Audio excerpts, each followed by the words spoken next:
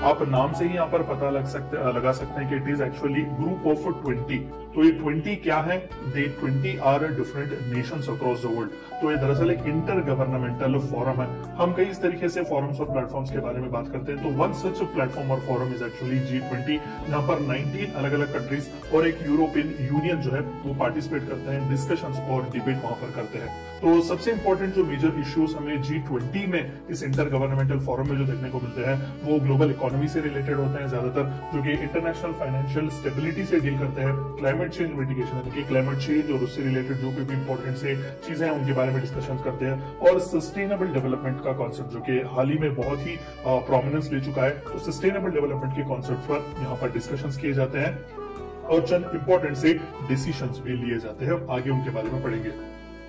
तो सबसे पहले जानने की कोशिश करते हैं कि दरअसल ये ग्रुपिंग की जरूरत क्या पड़ गई थी। हम कई रीजनल ग्रुपिंग्स की भी बातें करते हैं, हम कई इंटरनेशनल इंस्टीट्यूशंस की भी बात करते हैं, तो G20 की जरूरत हमें कब महसूस हुई? तो जैसे कि आप सभी को पता है कि वर्ल्ड वॉर 1 और 2 ने हमारी वर्ल्ड इकोनॉमी को, इंटरनेशनल फाइनेंशियल सिस्टम को बहुत बुरी तरीके से मार दी हुई थी, और यूरोपियन कंट्रीज जो कि आज हेवीली इंडस्ट्रियलाइज्ड देखे जाते हैं, at the time of world war 2 बहुत ही मीगर हो चुके थे, बहुत ही मजबूत थे, बहुत ही वीक थे। तो ऐसी जरूरत हमें महसूस हो रही थी कि हमें एक वर्ल्ड क्लास इंस्टीट्यूशन बनाने की जरूरत थी, हमें चंद ऐसे इनिशिएटिव्स लेने की जरूरत थी जो कि इंटरनेशनल लेवल पर हमारे फाइनेंशियल सिस्टम को सही तौर पर मेंटेन कर सके, कोऑर्डिनेशन हमारी इकोनॉमिक पॉलिसी से रिलेटेड सही हो सके। और उससे रिलेटेड सबसे मेजर डिसीजन हम ऑलरेडी देखते हैं, which is Brayton would conference जो चला हुआ था 1944 में, जिसके रिजल्ट के सबब हम इंटरनेशनल मॉनेटरी फंड और वर्ल्ड बैंक जैसे इंस्टीट्यूशंस का एस्टेब्लिशमेंट देखते हैं। तो ऑन द सेम लाइन महज वर्ल्ड बैंक और इंटरनेशनल मॉनेटरी फंड का एस्टेब्लिशमेंट होना काफी नहीं था, इस तरीके के और भी कई वर्ल्ड क्लास इंस्टीट्यूशंस और इनिशिएटिव्स हमारे लिए बहुत ही जरूरी थे। तो उसी सच नीड में से बाहर आया हुआ एक कॉन्सेप्ट था the grouping of 20, it is G20।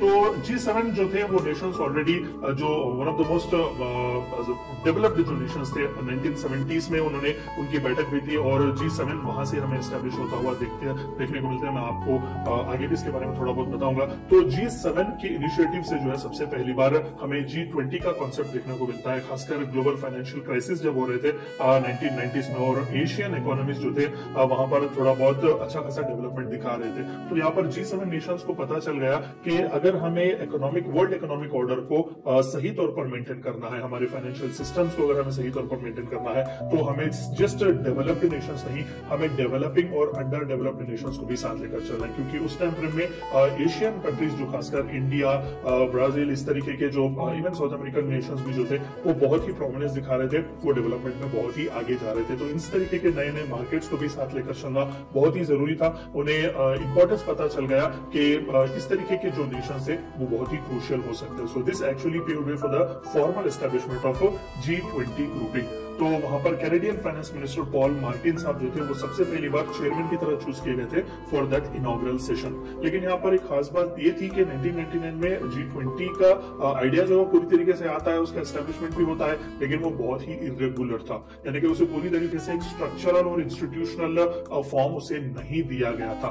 तो सबसे दूसरा मेजर जो डिसीजन आता है as far as establishment of G20 is concern, वो 2008 में आता है। आप सभी को पता है 2008 में पूरी दुनिया ग्लोबल फाइनेंशियल क्राइसिस से गुजर रही थी, और खासकर यूएस जैसी कंट्री भी बहुत ही मजबूर थी इस फाइनेंशियल क्राइसिस से गुजरने के लिए। तो at that point of time world leaders को फिर से पता चल गया कि नहीं, और खासकर G20 लीडर्स को, कि we are the next big thing in this economy, in this market. तो जाहिर सी बात है हमें साथ लेकर चलना पड़ेगा, हमें कंसेंसस बिल्ड करके ही, और हाईएस्ट पॉलिटिकल लेवल पर जब तक हम डिसीजंस नहीं लेंगे, हम एक इंटरनेशनल फाइनेंशियल ऑर्डर को सस्टेन और सर्वाइव नहीं कर सकते। तो यही वो मेजर डिसीजन था 2008 में, जहां पर G20 लीडर्स ने एक यूनाइट डिसीजन लिया हुआ था, ठान लिया हुआ था कि वो हर साल एनुअली मीट करेंगे इन समिट्स पे।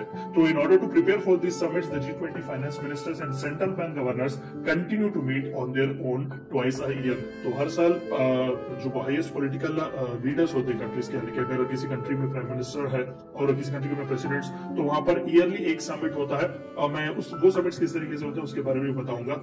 तो separately apart from those important summits हर साल जो है 2 बार फाइनेंस मिनिस्टर्स और सेंट्रल बैंक के गवर्नर्स उन रेस्पेक्टिव कंट्रीज के वो मिलते हैं, एजेंडास वगैरह वो डिस्कस करते हैं। तो यहाँ पर अगर आप देखेंगे होलिस्टिकली आपको थोड़ा बहुत अच्छा खासा समझ में आ जाएगा कि किस तरीके से G20 का इजाद हुआ। तो यहाँ पर आप देख सकते हैं G7 जो कि उस टाइम फ्रेम में 1973-75 के आसपास ऑलरेडी वो डेवलप्ड थे, Canada, France, Germany, Italy, Japan, UK और यूनाइटेड स्टेट्स ऑफ अमेरिका। तो यहाँ पर ये फर्दर लेकर आगे जा रहे थे, इंटरनेशनली एक ऐसा इंस्टीट्यूशन बनाने का, एक ऐसा ऑर्डर बनाने का जो सर्वाइव और सस्टेन कर सके। और 1997 में रशिया को भी इसमें इंक्लूड किया गया था और इसे G8 का ग्रुपिंग दिया हुआ था और फाइनली 1999 में हमें G20 का ग्रुपिंग देखने को मिलता है। तो आप यहाँ पर देख सकते हैं इन सभी कंट्रीज को कलेक्टिवली G20 का मेंबर कहा जाता है। तो apart from all these G7 और G8 nations, Argentina, Australia, Brazil, China, European Union, India, Indonesia, Mexico, Saudi Arabia, South Africa, South Korea and Turkey are actually the G20 members. तो European Union का भी representation हमें यहाँ पर देखने को मिलता है, इसीलिए 19 कंट्रीज प्लस 1 यूरोपियन यूनियन, इन सभी को G20 का ग्रुपिंग कहा जाता है।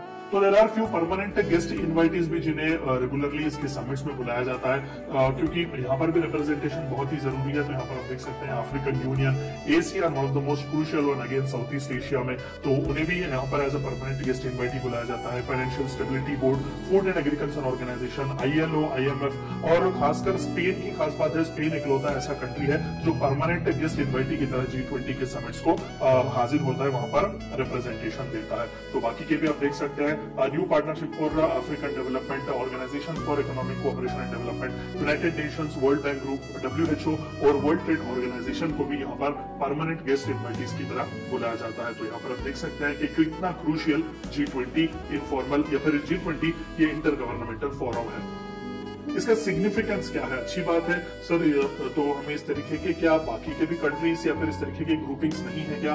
एशियान भी है, सार्क के भी बारे में हमने बात किया, ऐसे कई हैं। तो इसका सिग्निफिकेंस क्या है? G20 किस लिए एक प्रोमिनेंट प्लेस रखता है?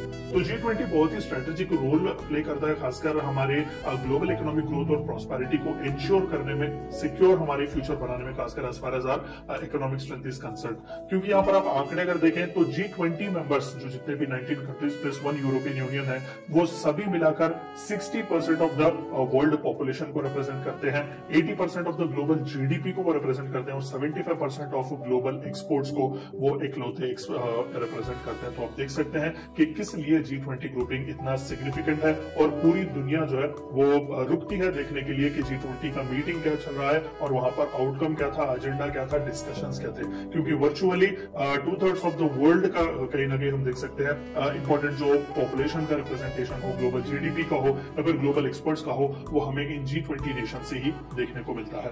और G20 काम किस तरीके से करता है? देखिए, प्रेसिडेंसी जो है वो हर साल रोटेट होती है अमॉन्ग ऑल द मेंबर्स।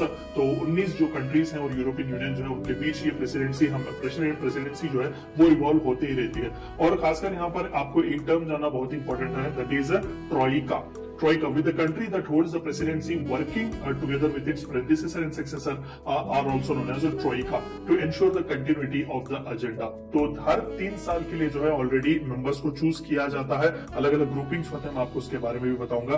तो इस ट्रॉइका को जो है वो मिलाकर 3 साल के प्रेसिडेंसीज दिए जाते हैं। अब मान लेते हैं कि करेंटली इटली, जिसने पिछले साल ही G20 समिट को होस्ट किया हुआ था 2021, अभी करेंटली 2022 इंडोनेशिया बाली में हो रहा है और 2023 इंडिया न्यू दिल्ली में जो है ये होस्ट होगा। तो इन 3 कंट्रीज को मिलाकर ट्रॉइका कहा जाता है। तो एजेंडा जो G20 इटली में सेट करता है वो इंडोनेशिया और इंडिया में भी कंटिन्यू होता है। तो बाद इनके अगेन 3 ट्रॉइकास को चूज किया जाता है जो कि फर्दर आगे नेक्स्ट 3 साल के लिए प्रेसिडेंसी होल्ड करेंगे और इंपॉर्टेंट से एजेंडास डिस्कस करेंगे। और G20 का कोई भी परमानेंट सेक्रेटेरिएट नहीं है। हम सार्क की बात करते हैं, एशियान की बात करते हैं, इन सभी के हेडक्वार्टर्स कहीं ना कहीं होते हैं, सेक्रेटेरिएट्स होते हैं। यहाँ पर परमानेंट सेक्रेटेरिएट नहीं होता, इसीलिए इसे बहुत ही यूनिक और डायनामिक माना जाता है कि जिस कंट्री में जो डिस्कशन होता है या फिर जिस कंट्री ने होस्ट किया हुआ होता है वहां पर नया सा सेक्रेटेरिएट बनाया जाता है, क्योंकि जहां पर वो एजेंडा जो डिस्कशंस किए गए हैं वो उसी कंट्री से ही इनिशिएट किए जाते हैं और वहीं से they make sure that they all are fulfilled.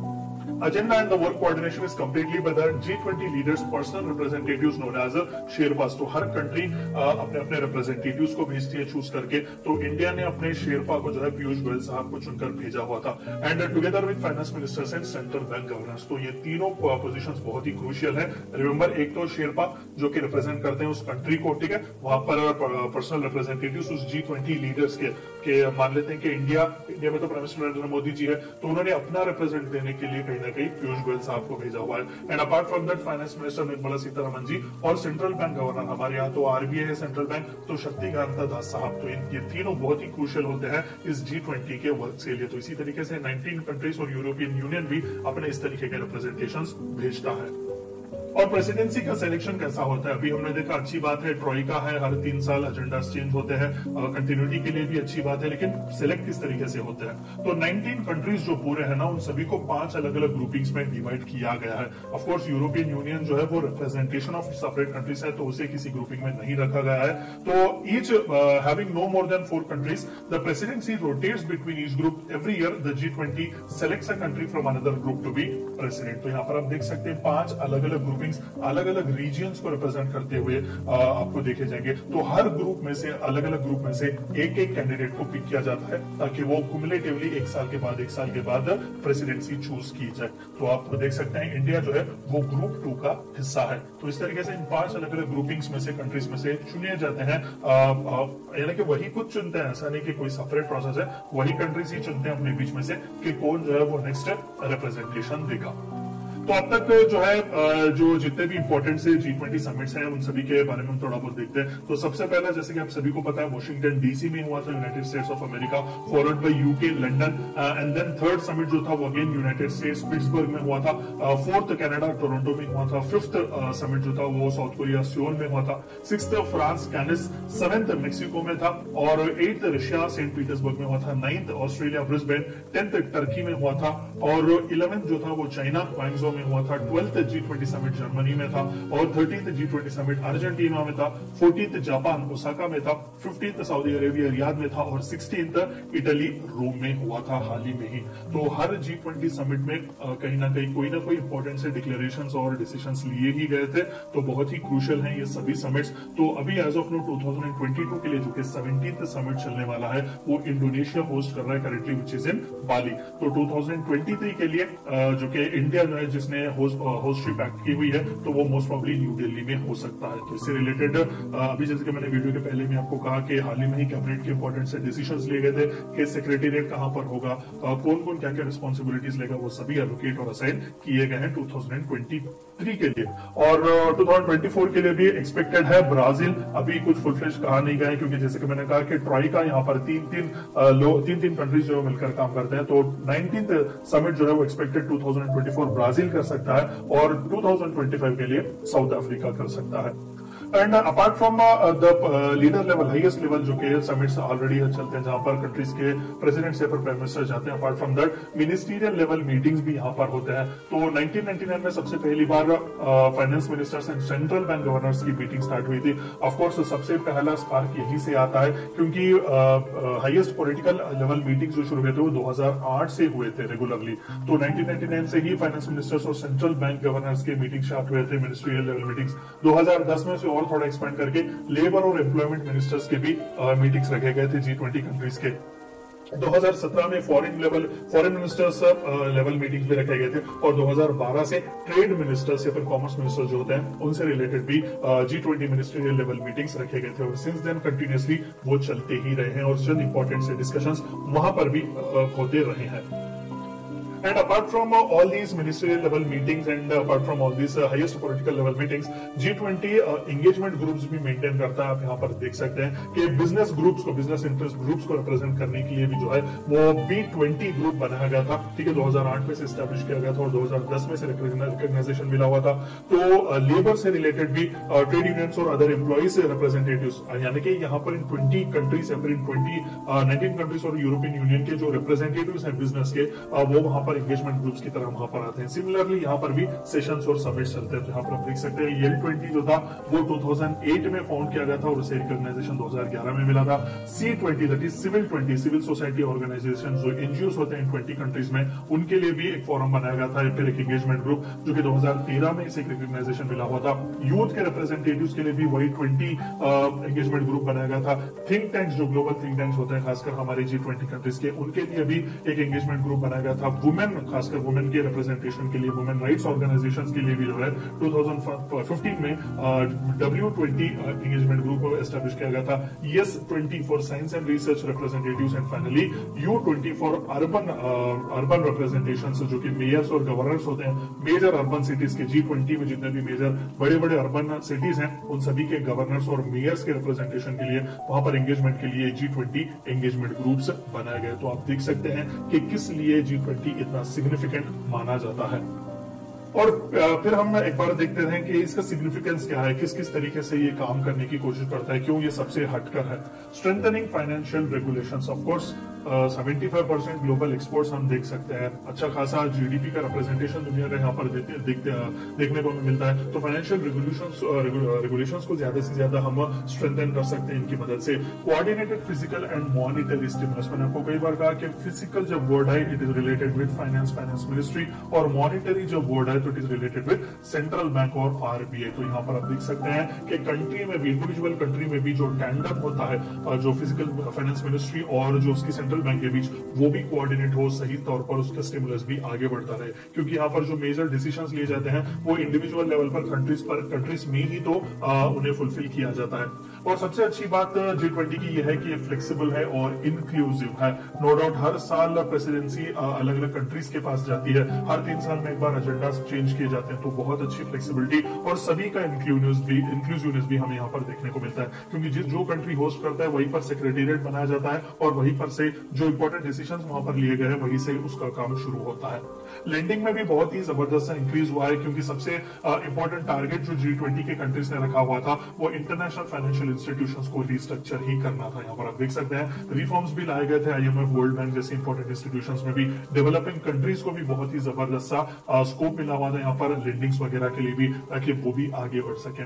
Trade facilitation agreements कई साइन किए गए, क्योंकि G20 कंट्रीज जब समिट्स में मिलते हैं तो वहां पर हम देख सकते हैं इंडिविजुअल कंट्रीज भी एक दूसरे के साथ ट्रेड फैसिलिटेशन अग्रीमेंट्स भी साइन कर सकते हैं। तो ओवरऑल ट्रेड और इकोनॉमिक इन्फ्लुएंस भी बहुत जबरदस्त सा होता है। And the one more important thing is it is too big to fail. अभी हमने जितने भी आंकड़े ऊपर देखे हुए थे 60% ऑफ द पॉपुलेशन रिप्रेजेंट करता है इंपोर्ट्स और एक्सपोर्ट्स इसके किस तरीके से है, तो ये बहुत ही बड़ा है फेल होने के लिए। यानी कि that very hugeness itself is more than enough कि ये रेसिलिएंट एक ग्लोबल प्लेटफॉर्म है या फिर एक रेसिलिएंट इंटर गवर्नमेंटल ऑर्गेनाइजेशन है कहने के लिए। और चंद इंपॉर्टेंट से इश्यूज जो अब तक G20 ने एड्रेस किए हुए थे, फाइनेंशियल मार्केट से रिलेटेड चंद इंपॉर्टेंट से डिसीजंस लिए गए थे। टैक्स और फिस्कल पॉलिसी से रिलेटेड भी इंपॉर्टेंट डिसीजंस लिए गए थे। Trade, agriculture, employment, energy, corruption, women empowerment, agenda 2030 sustainable developmental goals जिन्हें हम कहते हैं, क्लाइमेट चेंज, ग्लोबल हेल्थ और एंटी टेररिज्म पर भी मेजर इश्यूज जो थे उन सभी के बारे में G20 के अलग अलग समिट्स में हमने डिस्कशन देखे हुए थे। और सिंस कोविड तो ग्लोबल हेल्थ तो बहुत ही इंपॉर्टेंट सा रोल प्ले कर रहा है। और इंडिया जो कि 2023 का होस्ट होने वाला है, तो कौन से प्रायोरिटी के एरियाज हम देख सकते हैं जो कि इंडिया ने ऑलरेडी डिसाइड किए हुए, यहाँ पर इंडिया पर फोकस जरूर कर सकता है। टैक्स एवेशन से रिलेटेड इश्यूज हम हाईलाइट यहाँ पर कर सकते हैं। एक कंट्री से दूसरे कंट्रीज में टैक्स एवेशन बहुत ही हमें ज्यादा देखने को मिलता है। फाइट अगेंस्ट करप्शन के खिलाफ भी हम आवाज उठा सकते हैं। और तीसरा सबसे इंपॉर्टेंट जो कि हर जगह पर since prime minister Modi ji has come, इन्होंने बहुत ही कोशिश की हुई है ग्लोबल प्लेटफॉर्म पर इस इश्यू को लाने की, that is terror funding and state sponsored terrorism. क्योंकि इंडिया खुद प्रॉब्लम फेस कर चुका है इससे, तो ये भी हमारे लिए एक अच्छा कॉन्सेप्ट हो सकता है यहाँ पर हाईलाइट करने के लिए। Cutting the cost of remittances, of course one of the most major migrants जो हमें देखने को मिलते हैं। ऑफ कोर्स ये कहावत भी है कि पूरी दुनिया में आपको हर कोने में कहीं ना कहीं एक चाइनीज और एक इंडियन देखने को मिलेंगे। तो जाहिर सी बात है कि ग्लोबल रेमिटेंस से रिलेटेड भी हम थोड़ा बहुत कॉस्ट कट करवा सकते हैं। और फार्मास्यूटिकल इंडस्ट्री भी हमारी टैप करने का यहाँ पर बहुत ही सुनहरा मौका है हमें। की ड्रग्स पर हम मार्केट एक्सेस के लिए भी बात कर सकते हैं। Reforms in international institutions, of course ये तो एक्टिवली ऑलरेडी चल रहा है, लेकिन फिर भी हम ब्रिक्स का भी हिस्सा है, तो वहां पर न्यू डेवलपमेंट बैंक हम देख सकते हैं। तो इस तरीके से नए नए बैंकिंग फाइनेंशियल इंस्टीट्यूशंस और ऑलरेडी जो इंटरनेशनल इंस्टीट्यूशंस चल रहे हैं उन पर भी हम रिफॉर्म्स लाने की बात कर सकते हैं। और सबसे इंपॉर्टेंट सी चीज, real action on climate change. तो जितने भी कॉन्फ्रेंस ऑफ पार्टीज चलते हैं यूएनएफसीसीसी के, वहां पर बड़ी बड़ी प्रोमिसेस जरूर किए जाते हैं, लेकिन रियल एक्शन वहां पर नहीं होता। तो इंडिया ने भी ऑफ कोर्स हाल ही में जो कॉन्फ्रेंस ऑफ पार्टीज 26 ग्लासगो में हुआ था, वहां पर मिस्टर मोदी जी ने 5 प्लेजेस दिए हुए थे। तो हम इस तरीके के इश्यूज भी वहां पर हाईलाइट कर सकते हैं कि we don't need the talk, we need the walk. Challenges क्या क्या है ओवरऑल G20 ग्रुपिंग में, अगर हम बात कर सके। नो एनफोर्समेंट मैकेनिज्म, बिल्कुल यहाँ पर हम डिस्कशंस तो जरूर चलाते हैं, लेकिन उसे एनफोर्स किस तरीके से करेंगे, ये मैकेनिज्म हमने अब तक नहीं बनाया G20 में। नॉट लीगली बाइंडिंग, आज के जमाने में जितने भी important groupings, important inter governmental forums, platforms हम देखते हैं, सबसे बड़ा प्रॉब्लम जो वो फेस करते हैं is actually the voluntary nature of their agreements. वहां पर अग्रीमेंट्स तो साइन किए जाते हैं, बड़े बड़े बातें तो वहां पर की जाती है, लेकिन वो लीगली बाइंडिंग नहीं होती, यानी कि वो रिकमेंडेटरी नेचर पर होती हैं। तो ये नहीं होना चाहिए मोस्टली। ग्लोबल हेल्थ को सिक्योर करना, ऑफ कोर्स पोस्ट कोविड तो सबसे बड़ा हर्डल, अगर नॉट जस्ट G20, दुनिया के आगे अगर कुछ था तो वो ग्लोबल हेल्थ को सिक्योर करना था। रिफ्यूलिंग और fuelling economic recovery, end of course post Covid जो कि कंटिन्यूस लॉकडाउन वगैरह पड़ रहे थे, तो इकोनॉमिक रिकवरी, जैसे कि रिसिलियंट इकोनॉमी की हम बात करते हैं कि जितनी मार उसे बढ़ेगी उतना ही ज्यादा और उतना ही जल्दी वो बाउंस बैक करेगा। तो इस तरीके की इकोनॉमिक रिकवरी के बारे में क्या सोचेगा G20। डिजिटल रेवोल्यूशन की हम बात करते हैं, ऑफकोर्स थोड़ा वेस्टर्न कंट्रीज में अच्छी बात है कि वहां पर इंटरनेट कनेक्शन हो या फिर डिजिटल लिटरेसी ज्यादा हो, लेकिन जब हम ईस्टर्न हेमिस्फीयर की ज्यादातर जब हम बात करते हैं, क्योंकि इस ग्रुपिंग में हम इंडिया, सऊदी अरेबिया, इस तरीके की कंट्रीज भी देखते हैं, तो वहां पर डिजिटल रेवोल्यूशन हम कैसे लाएंगे। क्लाइमेट चेंज रिस्क सबसे बड़ा एज ऑफ नाउ। अभी हाल ही में भी inter governmental panel on climate change के रिपोर्ट्स भी आए हुए थे, तो उसे किस तरीके से डील करेगा, ये one of the most important challenges है। इसके आगे प्लास्टिक से रिलेटेड भी हम मुहिम चला रहे हैं, तो let us wait and watch. और global framework for tax reforms, specifically जो कि अभी हमने देखा कि टैक्स एवेजन जैसे प्रॉब्लम्स भी हम फेस कर रहे हैं, तो ग्लोबल फ्रेमवर्क की बहुत ही जरूरत है टैक्स रिफॉर्म्स के लिए, जो यूनानिमसली ये सभी G20 कंट्रीज एक्सेप्ट करेंगे और ये लीगली बाइंडिंग होनी चाहिए। तो वे अहेड क्या हो सकता है इसका, टिल नाउ अगर सच बताएं तो G20 when compared with other regional groupings या फिर अदर इंटर गवर्नमेंटल फोरम्स बहुत ही सही ट्रैक पर जा रहा है। कंसिस्टेंसी वो मेंटेन कर रहा है, क्योंकि बाकी अभी सार्क के बारे में भी हमने एक वीडियो बनाया हुआ, अगर आपने नहीं देखा तो आप एक बार जाकर जरूर देखें। तो वहां पर भी हमने देखा कंसिस्टेंसी ही नहीं थी वहां पर।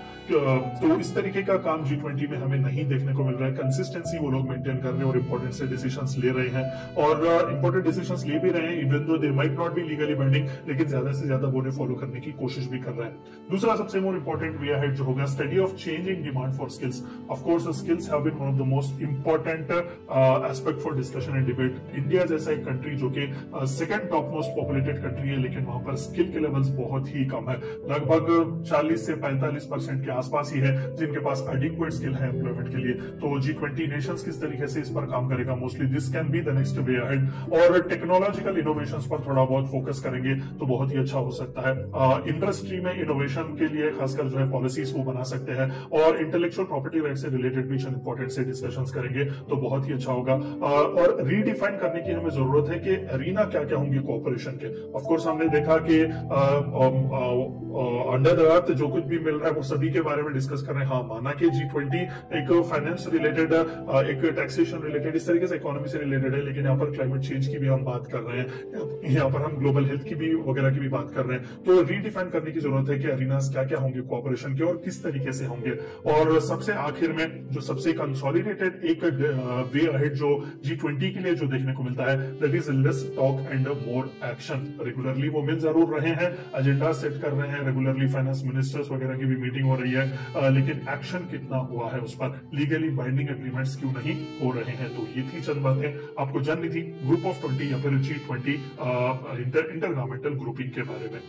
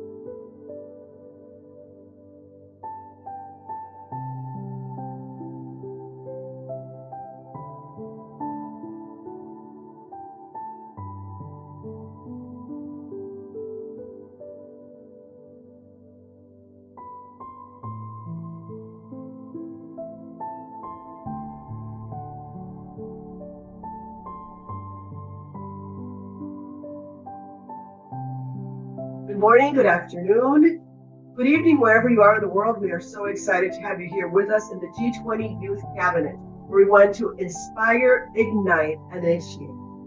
The G20 Summit is an annual international forum that convenes leaders from the most significant global economies to address and discuss economic challenges that affect the world. The forum provides an exceptional platform for dialogue and collaboration among the participating nations. The summit's primary objective is to really develop and implement policies to enhance financial stability and promote sustainable economic growth around the world. The G20 Summit is a critical event that happens where leaders engage in crucial discussions about trade, crucial innovation, investments, and international cooperation. The summit also offers a unique opportunity for leaders to establish and strengthen their relationships with their global counterparts, fostering a more cohesive and prosperous global community.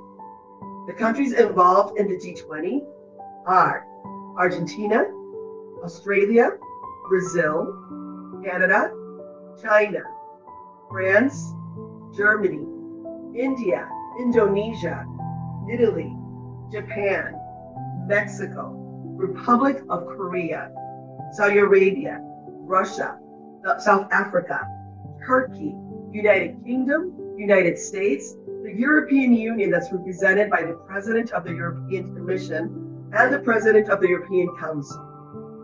The objectives of the G20 Summit are multifaceted and encompass various global issues. Some of the key objectives are, number one, economic growth, promoting sustainable, balanced economic growth globally. Number two, international trade, enhancing international trade and investment to foster job creation and economic development. Number three, financial stability, strengthening the stability and resilience of the international financial system. Four, sustainable development, addressing global challenges, including climate change, poverty eradication, and sustainable development. Number five, infrastructure investment, promoting infrastructure developing to support economic growth and connectivity. Six, digital economy, advancing digitalization and harnessing the potential of new technologies for inclusive growth. Employment and education, creating opportunities for quality education and skill development. Eight, global health, collaborating on a global health challenges, including pandemics and access to affordable healthcare. NGOs and online organizations such as ours are crucial in supporting the summit's success.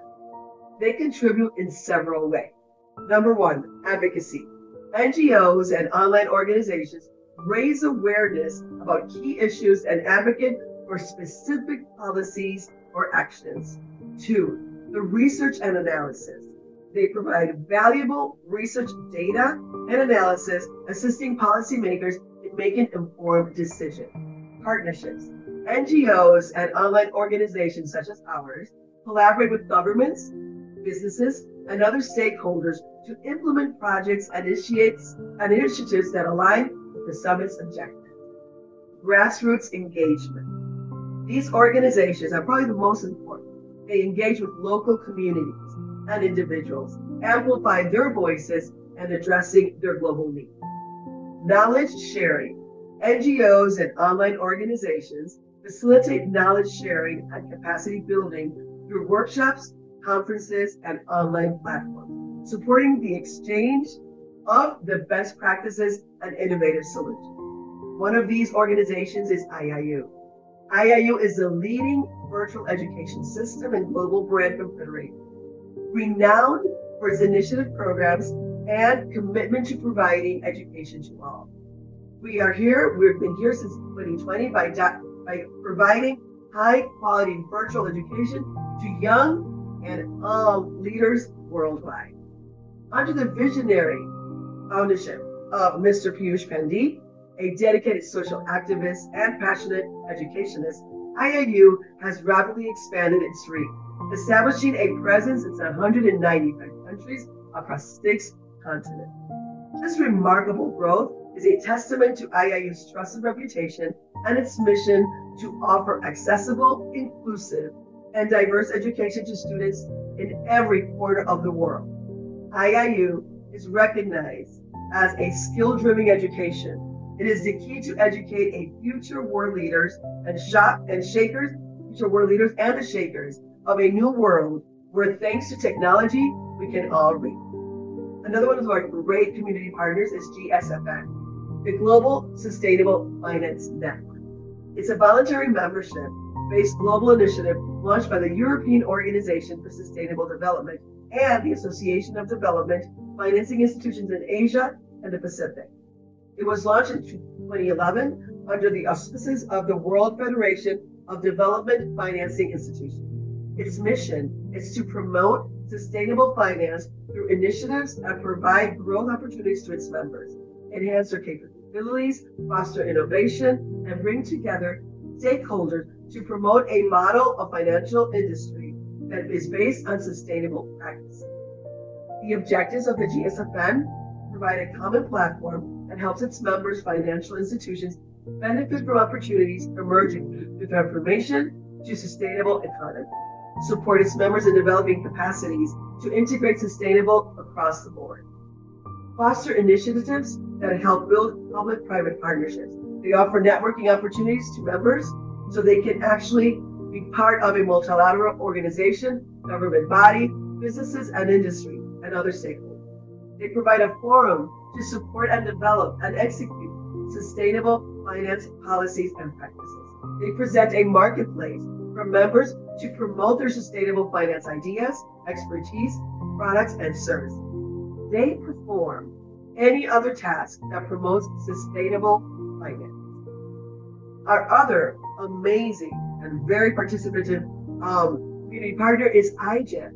The 74 million young Americans born between 1995 and 2012 comprise the most important generation in the nation's history, both in size and in composition. 1 out of 4 Americans from the age of 5 to 22 have been collectively dubbed the IGEN generation, which is shortened for the descriptor of Internet generation.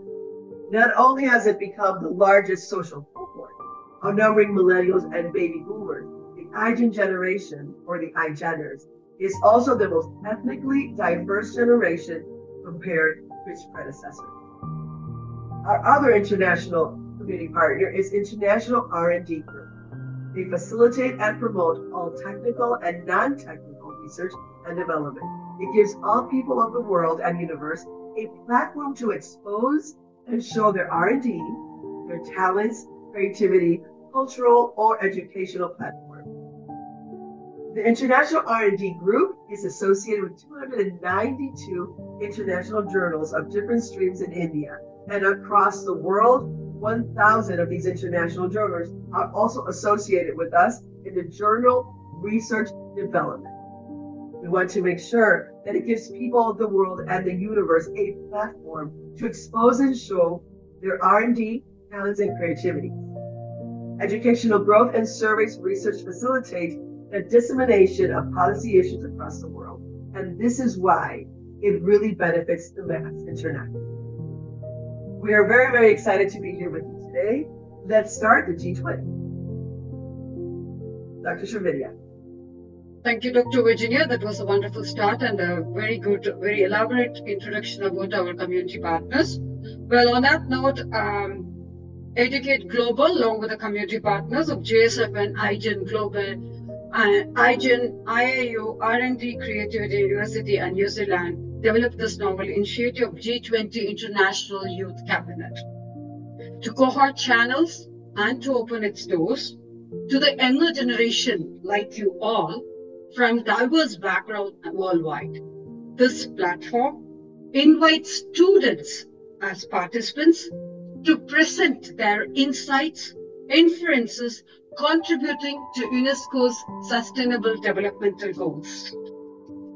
This initiative aims to address the following agenda and the contributions made by the youth that will help to shape up the program's outcomes. When we talk about program's outcomes, what could it be?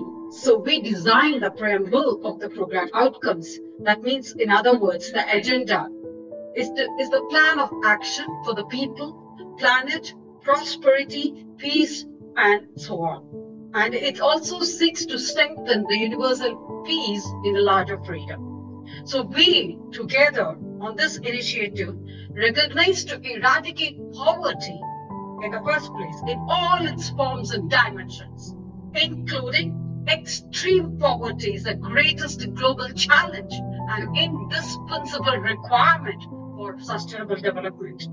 All countries and stakeholders acting in collaborative partnership will implement this plan along with us. We are resolved to free the human race from the tyranny of the poverty and want to heal and secure our planet. We are determined, along with you, the youth, to take the bold and transformative steps to bring the paradigm shift across the globe onto the sustainable and resilient path. We are here to embark on this collective journey to pledge that no one will be left behind in this process.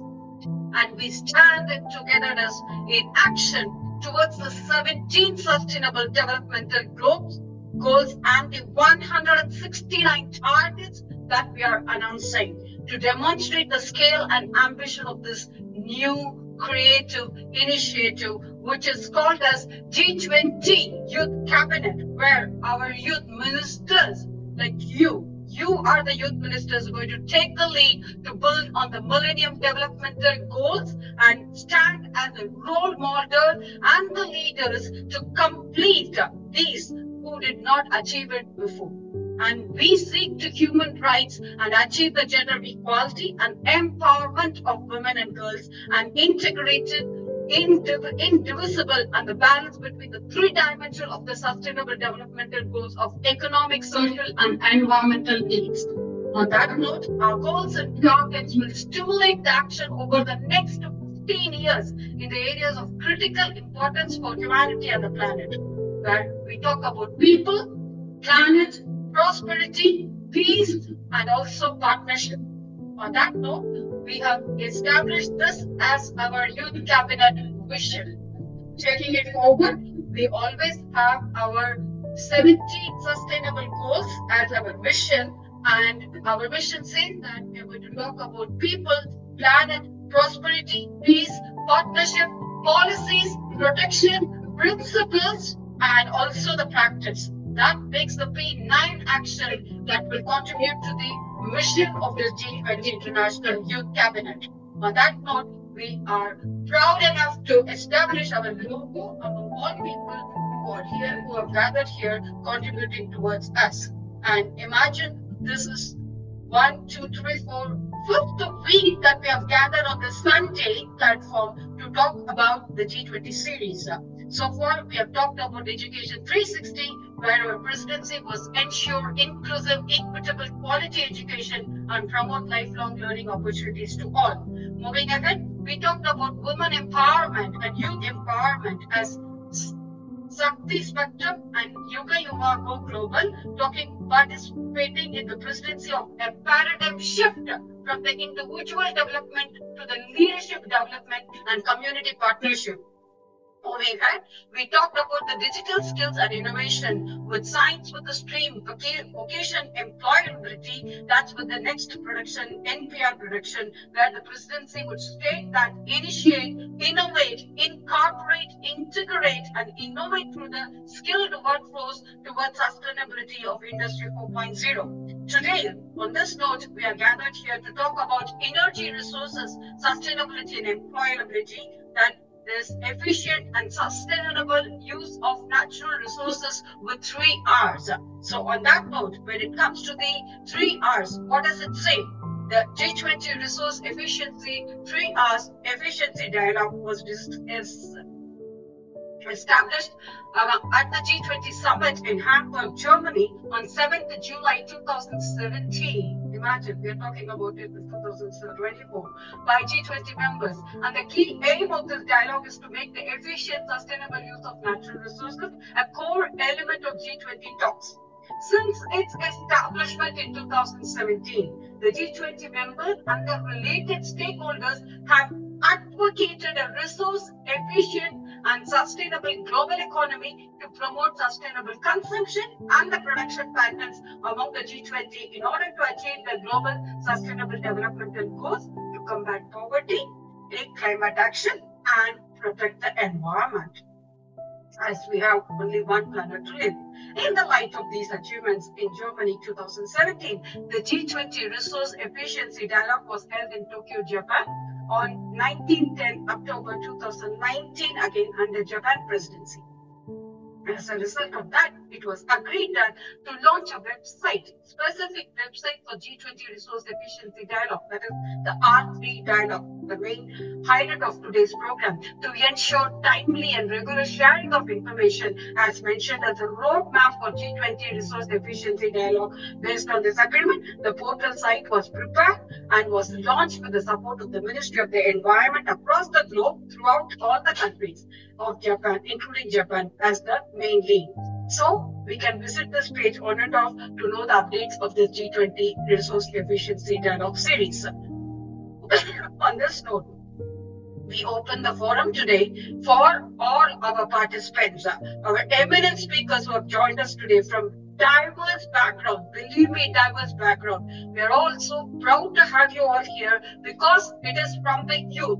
It is from the youth, for the youth, by the youth, who is taking it forward. I'm so happy about the progress of this project, which has come up so well, where we are having day by day, the youth participation is increasing and the standards of the program, in collation, working in collaboration, it has really reached its threshold. On that note, with immense gratitude from the bottom of my heart for all our community partners and also the speakers who have joined us today and the panel of eminent specialists.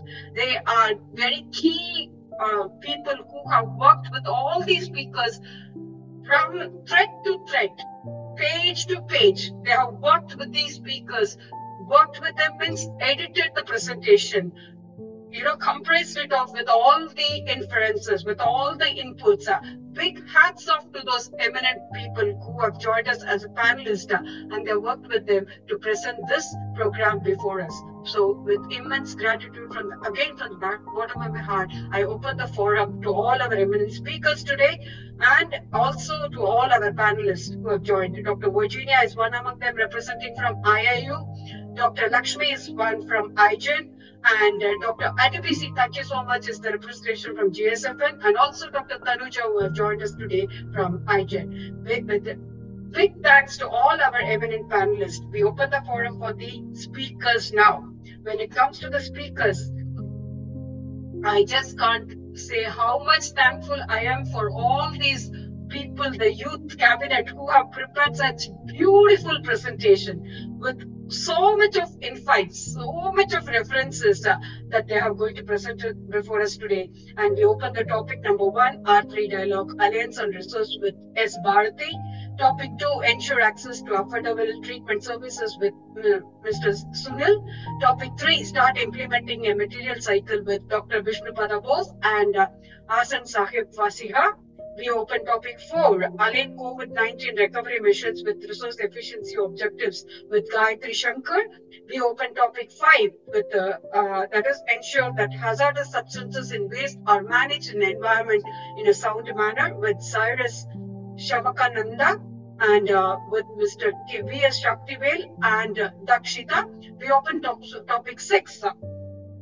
That is international cooperation and coordination to advance towards a more resource efficient and circular economy with Kavin R.K. Topic 7, trends in material consumption and waste generation, old versus new with Subhaya Mahek. And topic 8, strengthen policy development and evaluation through better data and analysis with Tobek Chukwa and Deolu. If I'm right, I'm sorry, I think I'm getting your name right. And still we have got 2 more topics which are open for discussion, that is work towards higher value material loops and waste prevention, allied sector policies with resource efficiency objective. On that note, we open the forum for today and we welcome Dr. Madam Ermina to take the lead. Thank you so much. Over to Ms. Ermina.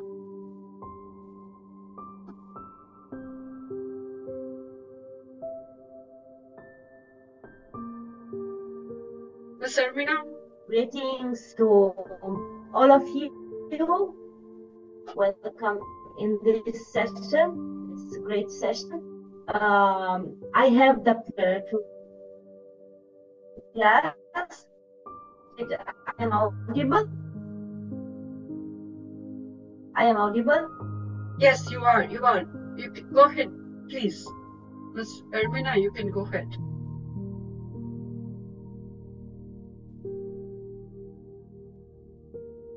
I am back. Yes, I am you're back. Yes, you are. Congratulations for this wonderful topic. It is important to promote innovation in energy technologies and encourage the development of energy storage solutions to make the use of renewable energy more viable. I am proud to represent today International Internship University, and now I have the pleasure to invite the first speaker with the topic Trends in Material Consumption and Waste Generation, Old versus New. Her name is Subiya Mehek. She is student by Tech EEAB, Abdur Rahman Crescent Institute of Science and Technology. She is member IGEN and she represents this institution. Welcome, Subiya.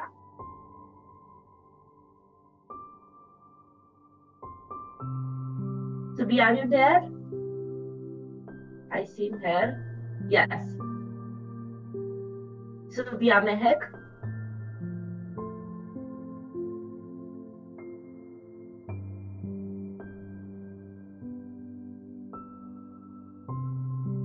You are not audible. You can open your microphone. Okay, now. Yes. Welcome, my dear. Okay. Good evening, ladies and gentlemen. I am Subiya Mehek, a proud member of IGEN. Today I am here to delve into a topic that resonates deeply into our collective responsibilities, old and new trends in material consumption and waste generation. It gives me an immense pleasure to speak in front of such an eminent scholars and with a heartfelt appreciation for this opportunity to contribute to this esteemed gathering. I get into my presentation without delay.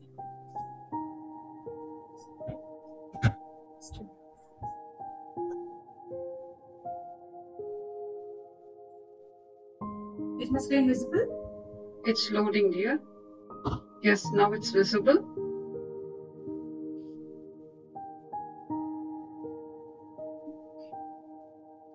So this is the overview of my presentation.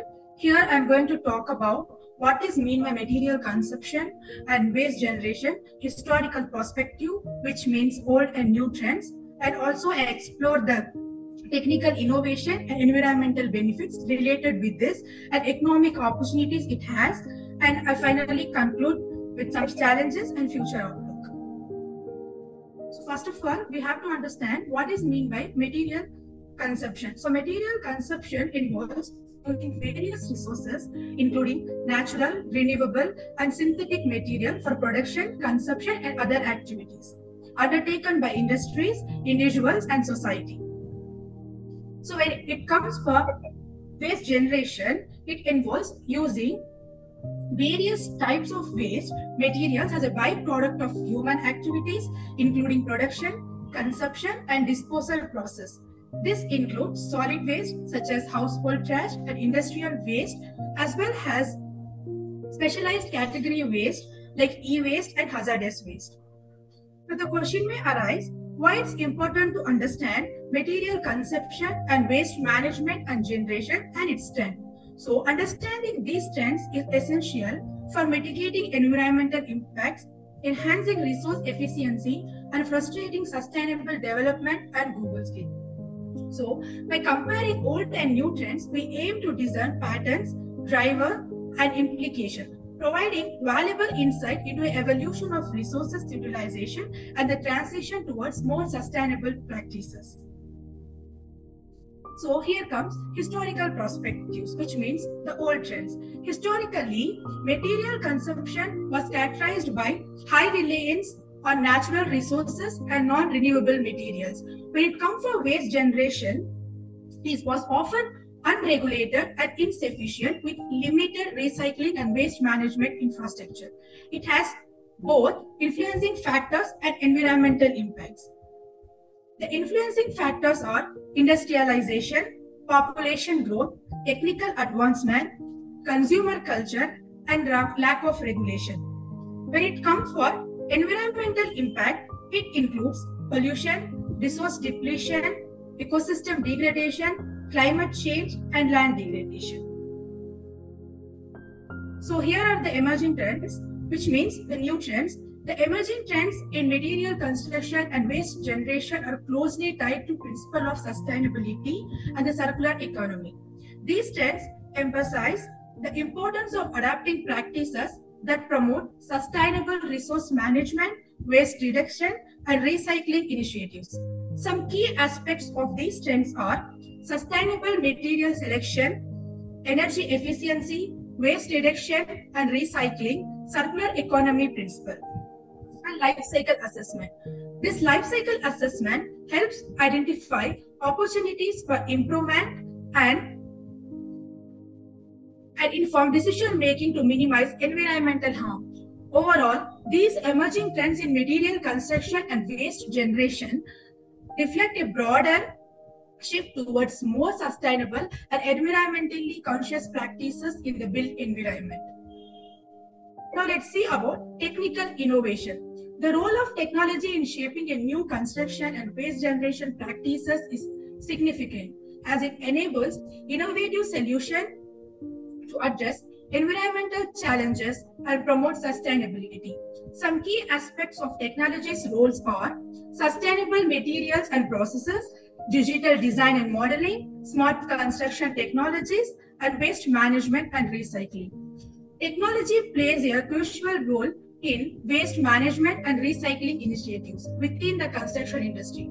Overall, we can say that technology serves as a catalyst for innovation and progress in sustainable construction and waste generation. When it comes to environmental benefits, adapting to new consumption and waste generation trends offer several environmental benefits, including reduction in greenhouse gases emission and preservation of natural resources. Also, adapting to circular economy principles such as designing out waste and pollution and keeping products and material in use for longer promotes resource efficiency and reduce environmental pollution and degradation. We should understand that sustainable consumption practices contribute to cleaner air and water, healthier ecosystem, and provide public health.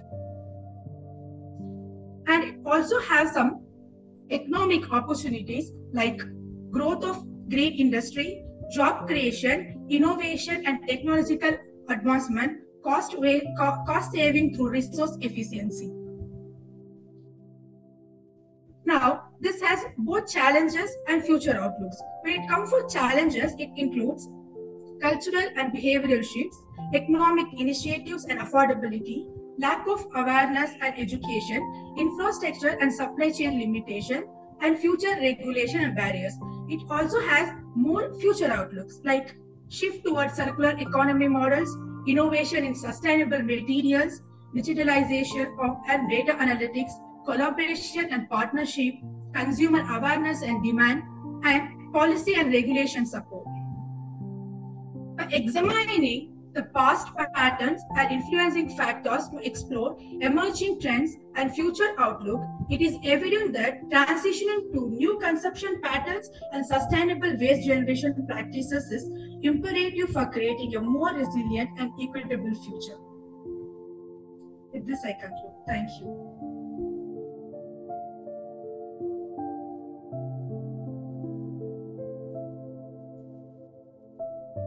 Thank you, Subbiya Mehak.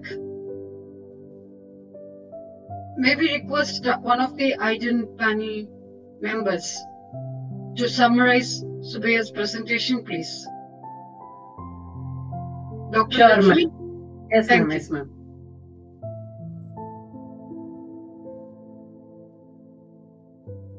A very good presentation, Ma. Subbiya Mehak. You have given a presentation about trends in material consumption and waste generation, old versus new, and you have explained about what are all the material consumption and how the waste generation is being done, and historical methods in the old trends, and what are the emerging trends available, and what is the technical path, innovation path, and what are the policies to be followed, and the environmental benefits and economic opportunities. And also you have told about the challenges and the future outlook, and you have explained about the product life cycle. That is where the cycle is being going on. The material consumption involves by using various resources like natural renewable resources, synthetic material, and also the fossil fuels, biomass, etc. And you have explained about how the waste generation is being created, and the importance of understanding the material consumption and waste management. That is understanding the trends that are essential for mitigating the environmental impacts and also enhance the resource efficiency. And you have compared the old and the new trends, and explained about the historical methods, old trends. In the old days, we have used many fossil fuels. So because of that, the waste generation has been taken place. So what are the influencing factors for this waste generation is mainly industries and the technological advancement, and we are lacking in the following of a regulation, and also the population growth and the consumer culture, and all you explained. And because of that, what are all the environmental impact being created, like pollution, ecosystem degradation, land degradation, and the resource depletion. Because of all these things, the climate change, which is a very, very major issue, is taking place. And what are the emerging trends in material construction and waste generation? You have explained more about the sustainable material generation, and how we can use that renewable energy for a greater to create energy efficiency, and how to reduce the waste, and how we can make it as a recycling one.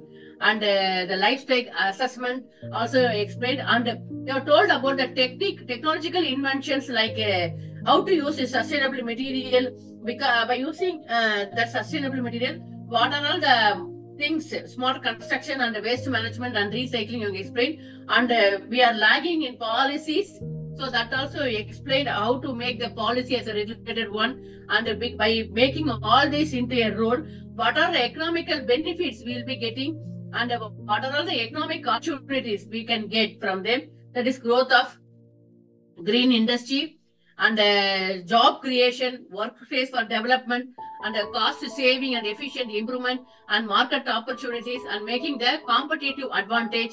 And because of all these things, what are the challenges we are facing? The cultural behavior shift, and then economical incentive, and because of the lack of awareness and education among the people, and the infrastructure supply chain, and how to follow the policy and the regulatory barriers, how to overcome those things. And also the future outlook explained about the circular economy model, and the innovation in sustainable material and digitalization, and in data analytics, collaboration and partnership with others, and the consumer awareness, and also the policy and regulation support. So by explaining all these things, you have created an awareness to among us. Thank you, Ma. Very all the best for your research.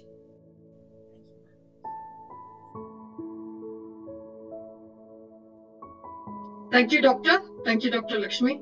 Ms. Armina. Thank you, ma'am.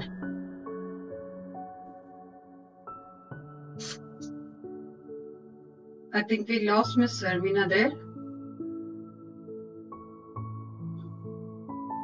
Yeah, that was a very comprehensive presentation indeed. We do accept with you, Dr. Lakshmi, and big congratulations to Ms. Srividhya Mehek. That was a tremendous effort that we could see that you put in collecting all those data and analytical research work that you have done throughout, and then summarizing it with a beautiful conclusion, saying that relating it to the present world trends of a circular economy, and also towards sustainable finance, which is a key thing to take things forward, to take all these initiatives forward. Thank you so much, Ms. Srividhya Mehek. It is wonderful having you, and we would like to have you further for other sessions as well. Over to Madam Ermina to welcome the next speaker. Thank you. Thank you so much. Thank you. Let's go to the next speaker.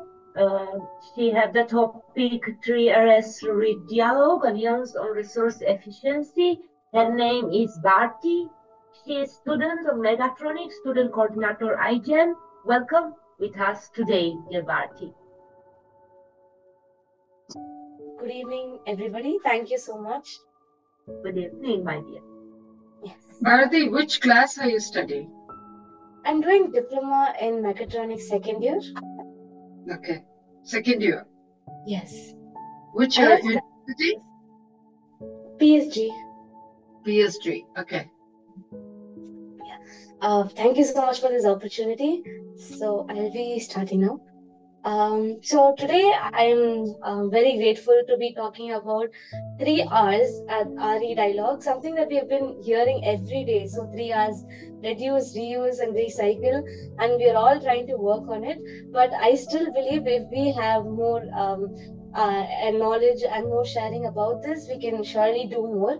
So I firstly like to thank IGEN for giving me this opportunity, and everyone over here for also calling me here.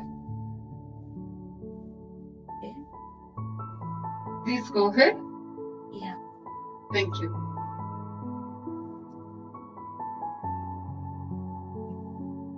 So today I'll be talking about the urgency for.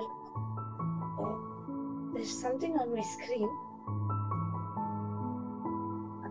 So today I'll be talking about the resource efficiency, the urgency for resource efficiency, and the 3 R's. The 3 R's in the RE dialogue, and a few of the success stories to actually know that it still works very good. So what is these 3 R's and what is the RE dialogue? So reduce, reuse, and recycle. These are the things that 3 R's mostly comprises of. And the RE dialogue is one of the G20 platforms, so where all the member countries come together and share their knowledge so they can have best practices and policy initiatives to create resource efficiency. So the main why do we need resource and why is it so important is because we have an increasing demand. There's a lot of growing population that's affecting our need and our production also. So the more the demand, the more unsustainable resources we are using. So we need to change this kind of economic system and have a more circular economy, so we can have it more sustainably. And we need to use degradable resources. So while we use unsustainable resources, so it harms a lot of the climate, the pollution, it causes global warming and a lot of problems that really is questioning our existence itself. So we need to change and switch over to using degradable resources. And energy efficiency, I think this is where we can really start with reducing, and instead of using excessive amounts of energy and leaving a lot of unneeded electronic components on, we can use it efficiently and audit our energy to ensure that the total energy that we are using is comparatively reduced. And resource scarcity, like the first point, the resource scarcity is also like the demand and the production ratio is not at all very comparable. So we need to have the good amount of resources too. So 3 R's, that's reduce, reuse, and recycle. So reduce, we must minimize the resource consumption and ensure that we buy lesser, just buy the things that we need instead of using and buying the things that we want. There's a big difference between that. And we can also use everything efficiently, not only energy, all the other resources too. And reuse, we can give used items a new life by maybe donating clothes or repairing a few of the furniture instead of just throwing it away and buying a whole new one. And we can reuse many other things like the reusable bags and for shopping and all of those things. And recycle is where we are processing the used materials into new products. So this way we can minimize the amount of waste. And we must firstly sort the waste and dispose it properly, like these colorful dustbins that I have showed over here. So the degradable ones and the non-degradable ones, glass and all of those things can be separated, and then it can be recycled much more easily, and to ensure that we are minimizing the waste. So it must be a collaborative effect, and why we need the 3 R's RE dialogue is to ensure that we have strengthened resource efficiency. So we need to have a lot of efficiency to ensure we are not using excessive resources or waste, or not using the things that we already have effectively. And we need to promote circular economy, so we ensure that none of the things are just going to waste and ending up in landfills or any of the efforts for that matter. Everything should be circular, so we ensure that it's a cycle and not a linear progress. And we can have we can address environmental challenges by using these a few of the 3 R's ways, and ensuring that we are living a more sustainable life and enhance the competitiveness and economic growth. So overall, we can also be developing constantly and also ensuring that it's totally sustainable. So what is the things that have made the difference using these 3 R's is firstly the Rwanda plastic ban. So Rwanda is in 2008, it is the first African country, nation to completely ban non-biodegradable plastic bags.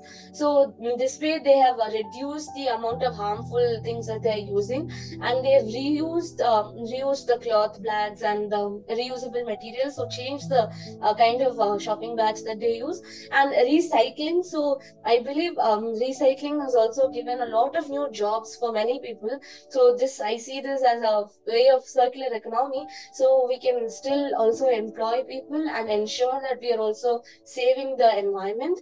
And the second is the Japan's deposit return system.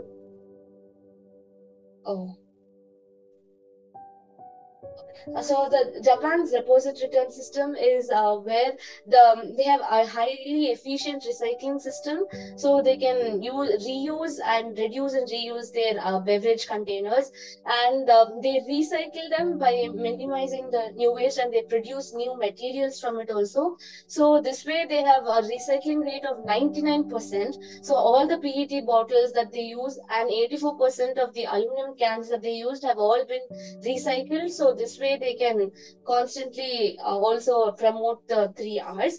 And Patagona's Own Wear program. So it is a entrepreneurship. So it's a startup where they are. My dear, sorry, Bharati, sorry to interrupt you there. Your presentation is coming upside down. You need to rotate it. Tilted. It's just upside down. Okay. Yes, now now you can start sharing. I'll share it again. Yeah. Sorry, dear. Yes.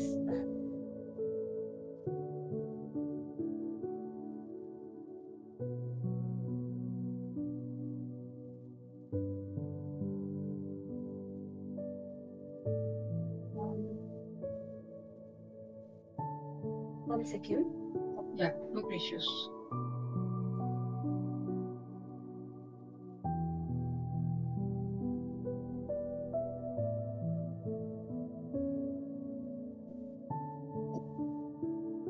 Shall I share the screen, ma?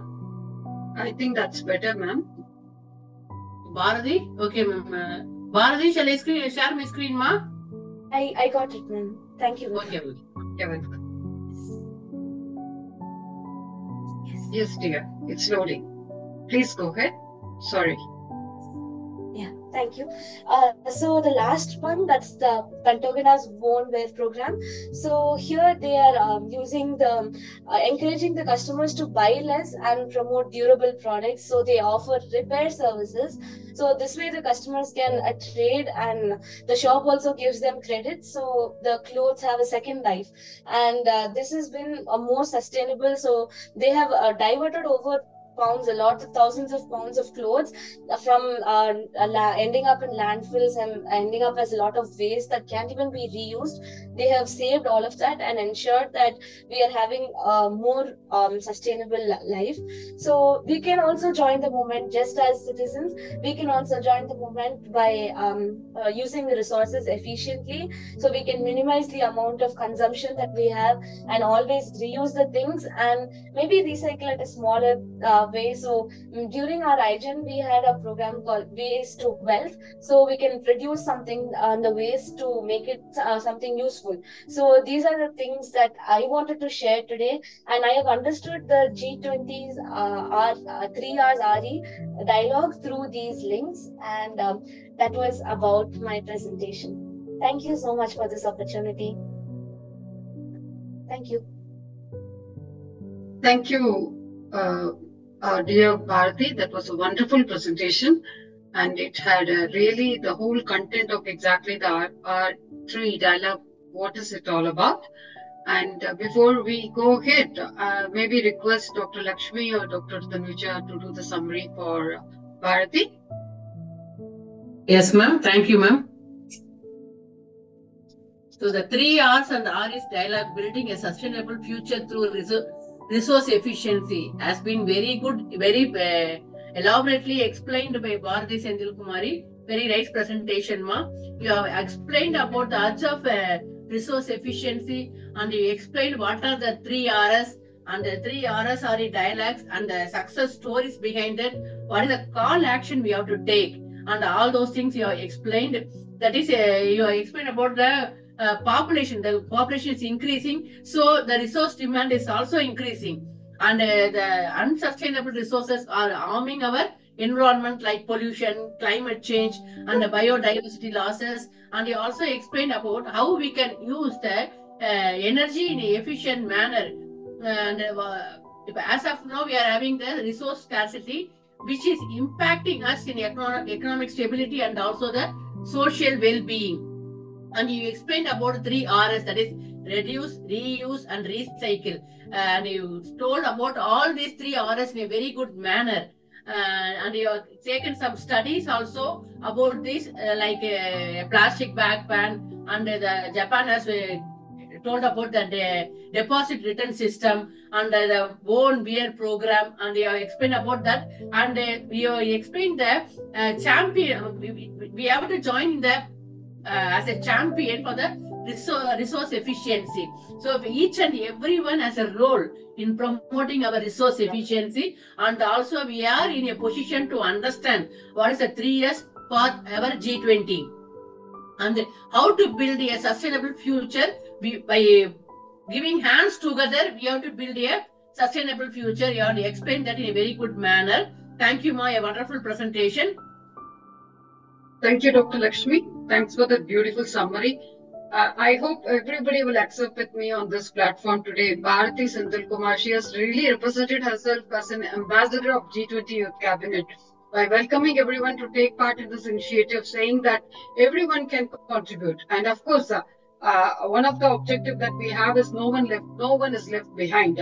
As such, every single participation is like a pearl drop in the ocean, and every single contribution is towards for that noble cause. Hope everybody will accept with me, and that was a brilliant presentation, Bharati. Thank you so much. Thanks for all the support. Yes, thank you so much.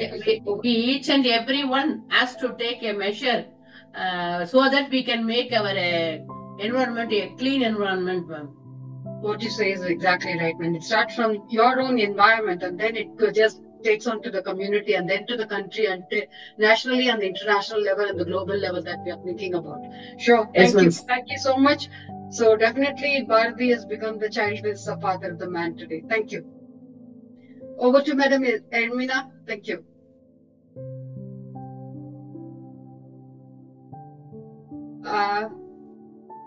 Madam Ermina is having a poor connection there. I know that she has already messaged me.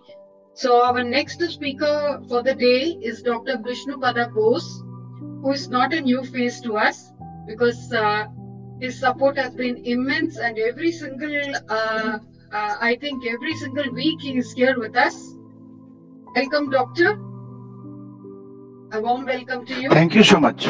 Yes, Dr. Vishnupada Bose is going to speak on implementing a material cycle. Following who have given suggestions for how to go about the R3 dialogue, how to have recycle, renew, reuse. Dr. Vishnupada Bose is going to elaborate more on this particular topic of implementing a material cycle. A small introduction about Dr. Vishnupada Bose, who is a PhD or doctorate here, who has joined us. It's a great privilege to have you among us, sir. Madam Ermina is back. Yes. Thank you so much. Madam Ermina, I request you to do the introduction for Dr. Vishnupada Bose. Thank you. Sure. For sure, it's a pleasure to introduce Dr. Vishnu Pada Bose, PhD. He is an Indian Institute of Technology, Kharagpur, India, project manager, ITC Limited. He represents the GSFN today, and he have the topic start implementing a materials cycle. We are eager to see your presentation, Dr. Vishnu. Thank you so much. Yes. Dr. Vishnu will be summarized by Dr. Adibisi. Dr. Adibisi is here with us, I think. Yes, I'm in. Yes, I'm in. Thank you. Thank you, Doctor. Thank you so much. So we'll ask Dr. Vishnu to present himself. Thank you.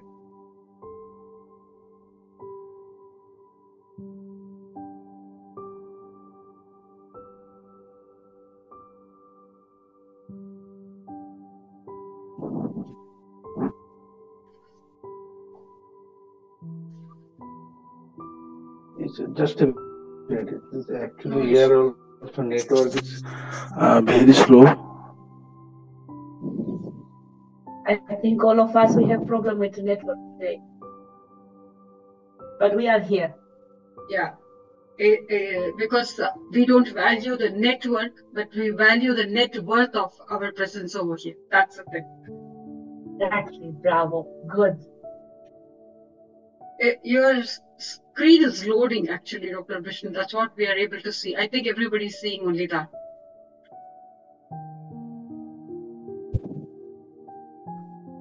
Yes, ma'am. My screen is visible. Yeah, it is loading. Can we help you in one way, Dr. Vishnu? If you want to share the presentation in the chat, one of us will be. Yeah, it's loaded. It's loaded already. You can go ahead. Yes. Madam, am I audible to clearly audible? Quite audible, Dr. Vishnu. You're quite audible. Okay. Very good evening, all respected dignitaries, respected speaker, respected Dr. Vishnu. Like to recycling of iron ore tailing waste for processing construction material. It is actually a project. It is already started to commercialize in few areas of Odisha where mine tailing is available freely.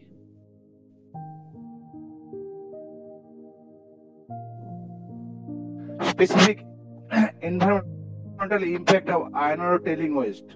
Why I have choose this material to use for in the civil engineering field by processing construction bricks. This is the major issues with iron ore tailings. To keep this waste safe, this is the things: tailing dam chances to failure, seepage, toxic element from tailing storage area to entire surrounding ground, leachate generates from tailing storage area and pollutes entire underground water and soil. Fine dust generates from leachates and pollutes entire surrounding areas, damaging ecology and biodiversity. This is one of the picture in the Brazil where trailing dam has failure due to certain reasons and 15 village has destroyed. This is the realistic image. In general, tailing is the fine particles consisting crushed rock and mixed low-value minerals residues. The estimated global tailing production 14 billion tons in 2010, and worldwide production rates of mine tailing has been estimated as a range between 5 to 7 billion tons per year. Huge amount of waste producing every year. Recycling and reuse of tailing waste through the circular economy model is a viable, sustainable solution which help to minimize risk in terms of tailing dam failure, related environmental problems, resource optimization, and deliver a valued return on investment by mining companies and stakeholders. This is the actual area where I have considered to take waste from this area. It is located in Odisha district in India. This is the actual Google map. The image is showing it is a waste dump. Tailing dam. This is the experimental process I have performed in the laboratory. Around 1 year I have performed this experiment. So iron ore tailing available freely and I have mixed fly ash and river sand with the tailings and binding material as well, and prepare a bricks through the different engineering process. This product already success and it is commercialized in Odisha.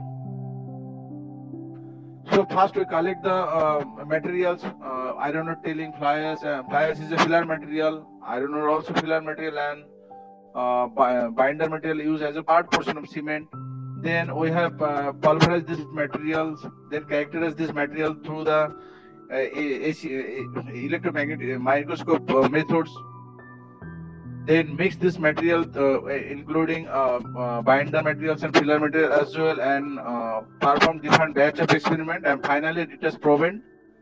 As compared to, we have compared this mechanical engineering property with the traditional building materials like bricks, and it is result is very good, and in satisfied Indian standard code, American standard code, British standards code. So it definitely is same as like as burnt clay brick.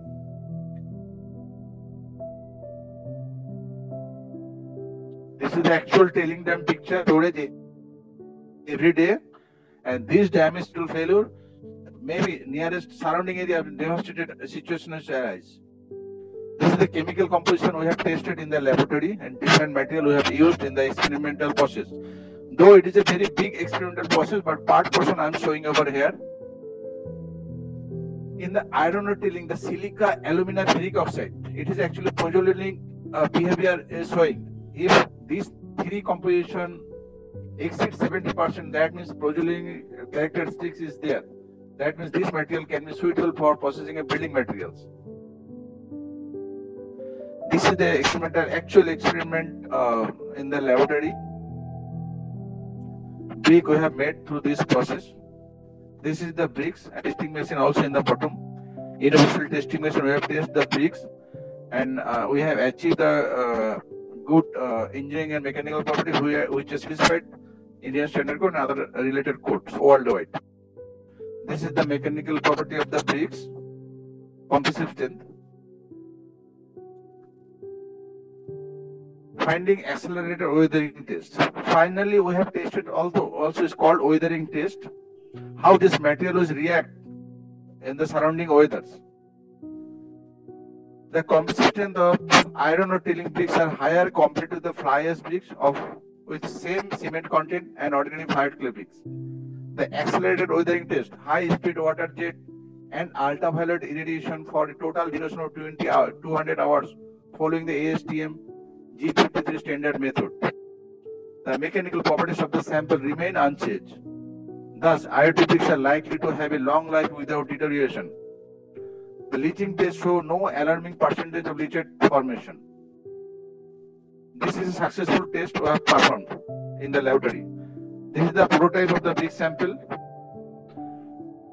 Exactly, the prototype is same as the commercial bricks available in the country.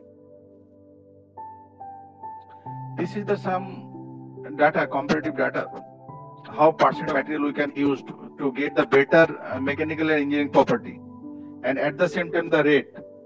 The costing, it is shown in the right side column, almost around 5 rupees, whereas traditional burnt clay brick is 12 rupees per bricks in Indian scenario.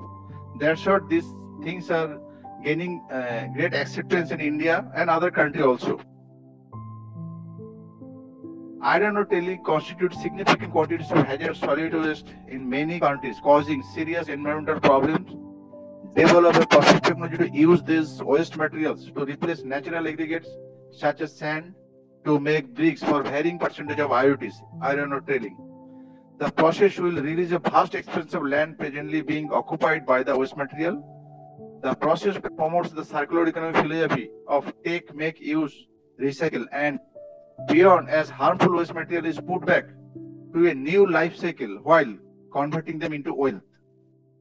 To make a transformational change to managing tailing waste through the circular economy concept, all the factors and barriers needs to be addressed properly, which will make most feasible and successful model towards valorization of tailing waste and will success the mission zero waste. It is actually a scalable business model because national governments should take the initiative to mobilize this type of entrepreneurial initiatives, then it will come out with a great success. Thank you so much. This is my small presentation, but it's a very big experimental process. I have shown very partial part of this my process. Thank you so much. Very true, Dr. Vishnupada Bose, and we do truly accept your presence among us, and it is always a pleasure having you amidst us. Before I invite Dr. Adebisi to summarize Dr. Vishnupada Bose, I would like to take this opportunity to introduce a new badge for the speakers who have participated in the session, and that is we're going to select one male speaker for all the sessions. I mean, we have planned about 10 sessions. For all the 10 sessions, there's going to be one male speaker who will be chosen for this badge and one female speaker who will be chosen for the badge. Likewise, we also would like to have one badge. These badges will have UN representation with the logo and your registration number as a volunteer and a speaker with UN. And you, as a UN volunteer, one male person will be chosen for this prestigious badge and one female volunteer will be chosen for this badge. So on that note, we open the forum to all the speakers and volunteers to take active part in it, such that your contribution is more and it is validated with the chart, your time access and your contributions and your performance, and everything is being monitored, evaluated, and such that when we present the badge, there is a proper record which will really recommend your validation, and it will be authenticated by UN. And so that your number will be a prestigious number that you'll be carrying it forward through and through with the prestigious UN logo on your badge, and you will become a certified UN volunteer permanently.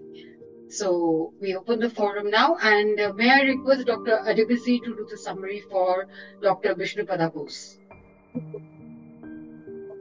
Yes, sir. Thank you so much, and please permit me to be off camera. It's fine, It has been a long day. It's a privilege to have you. Only your presence is more than enough, Doctor. Please go ahead. Different activities, yes.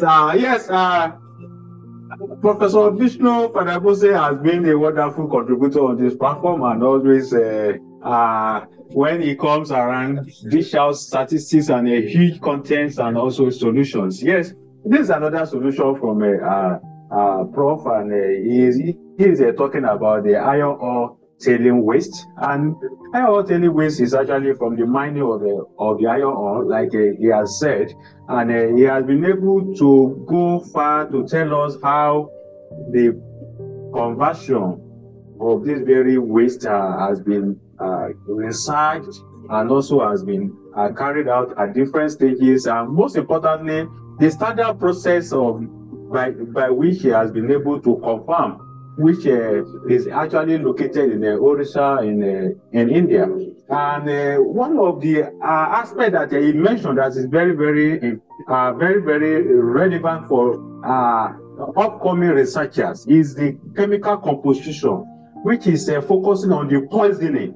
You see, it is not enough to know how to convert waste to reusable products, but to understand are there any contaminants that can even hamper health, that can cause another problem to the human well-being. And that is the aspect that I want us to actually focus on as we are learning in this very process. Chemical composition poisoning, we mentioned that, and also the strength of the brick that they have been able to produce from that very waste. He mentioned that, and the weathering test. Weathering test is also very important, because it will be very unaware that you will be using certain materials to construct a building, and you don't know when the building can expire. can collapse. And if we notice what is happening around the world, there are so many buildings collapsing. And when we have earthquake and even natural disaster, how well can these very building materials withstand and it is a part of the adaptation and also resilience. And he was able to actually carry us through this very process. And the last one that I want to mention is the mechanical capacity of this very brick, which is very, very important. What is mechanical capacity? Like I have said, he said that when this very iron waste brick was tested, that it can live as long as the building is existing, because that was what the presentation actually presented focus on, that it has a long life, long longevity to stand as long as the building is existing. The brick is also very, very strong, and the strength is not diminishing. And at the end of the day, he concluded by saying that if we are talking about circular economy, the aspect that is very, very critical there, relevant to this one, is actually the recycling. The recycling from the waste to the wet and useful material. And he made mention that, of course, it has created a business model that is scalable. And of course, when we are talking about no employment, I think this is another opportunity for our government and for different stakeholders to look into. Thank you. Thank you so much, Doctor. Really, we really appreciate, and we are running out of words because Doctor has got a severe internet problem at the place, from the place where he's represented here himself today among us. Really, he's a real inspiration, and no word to really, thank you, Doctor. Thank you so much. And same with Dr. Virginia. Madam has developed an allergy, like she's continuously sneezing, but still she wanted to make her presence. Yes, Dr. Virginia, I can't move further without hearing you here at this point, please. Muted. Include me in the other one, include me in the next one, because I was actually out and I just came back to join. So, no disrespect. I know that it was amazing, but I went out and I came right back. So include me in the next one. I am here. Yes, in general, like so far now, 3 presentations are over. Actually, 3 were, I have no words to say, really. Fantastic. And that's how the contribution, the main thing is youth is taking forward. That's what is the whole objective is all about, and they are representing it. And the projects that they have analyzed and they have worked on it so well, whether it is Dr. Vishnu Barabose or the other 2 girls who have spoken, it was immense. It was fabulous. Fabulous means fabulous, really. Thank you so much. Thank you. Over to Madam Edmina. Madam Edmina, we would like to hear from you, and you can call the next speaker also. I am here already. Yes, instead of connection problem, I'm here, I go, I come, no problem. We have been missing this beautiful face. Believe me, we have been missing this beautiful face. I have the pleasure now to invite the next speaker. She's a young girl, Asan Saheb Pasya. She had the topic Start Implementing a Material Cycle also, and she's a student by TSAEOT.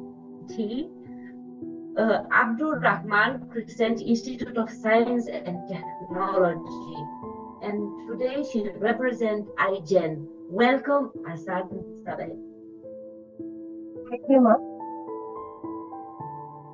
Yes, dear. We are so happy to have you here. You can start your presentation.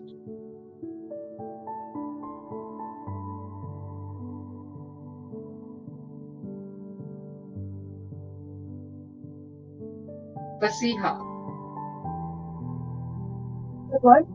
Myself, Fasiha, from Crescent University.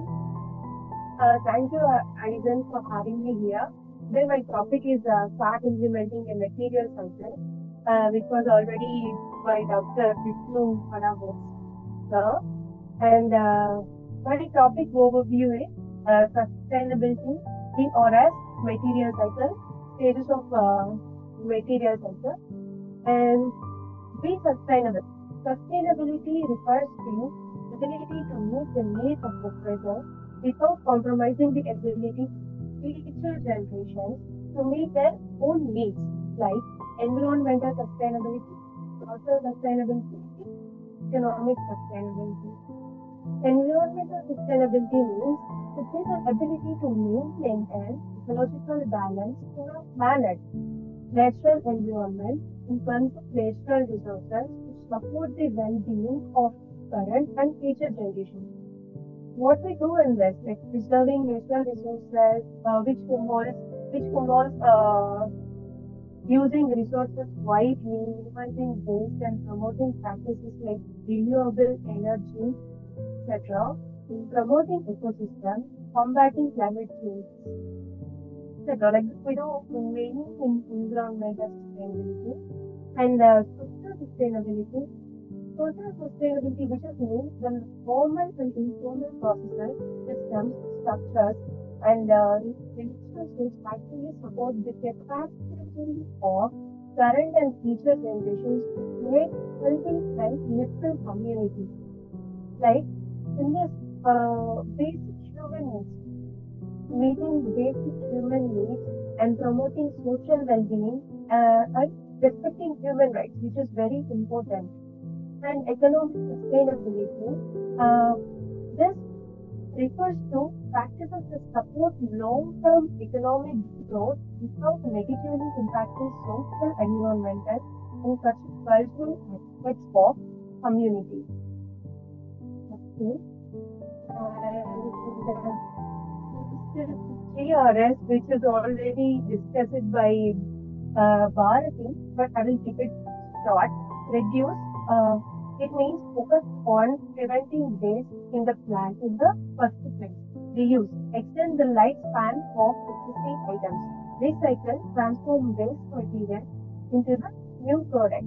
This for really important is material cycle. And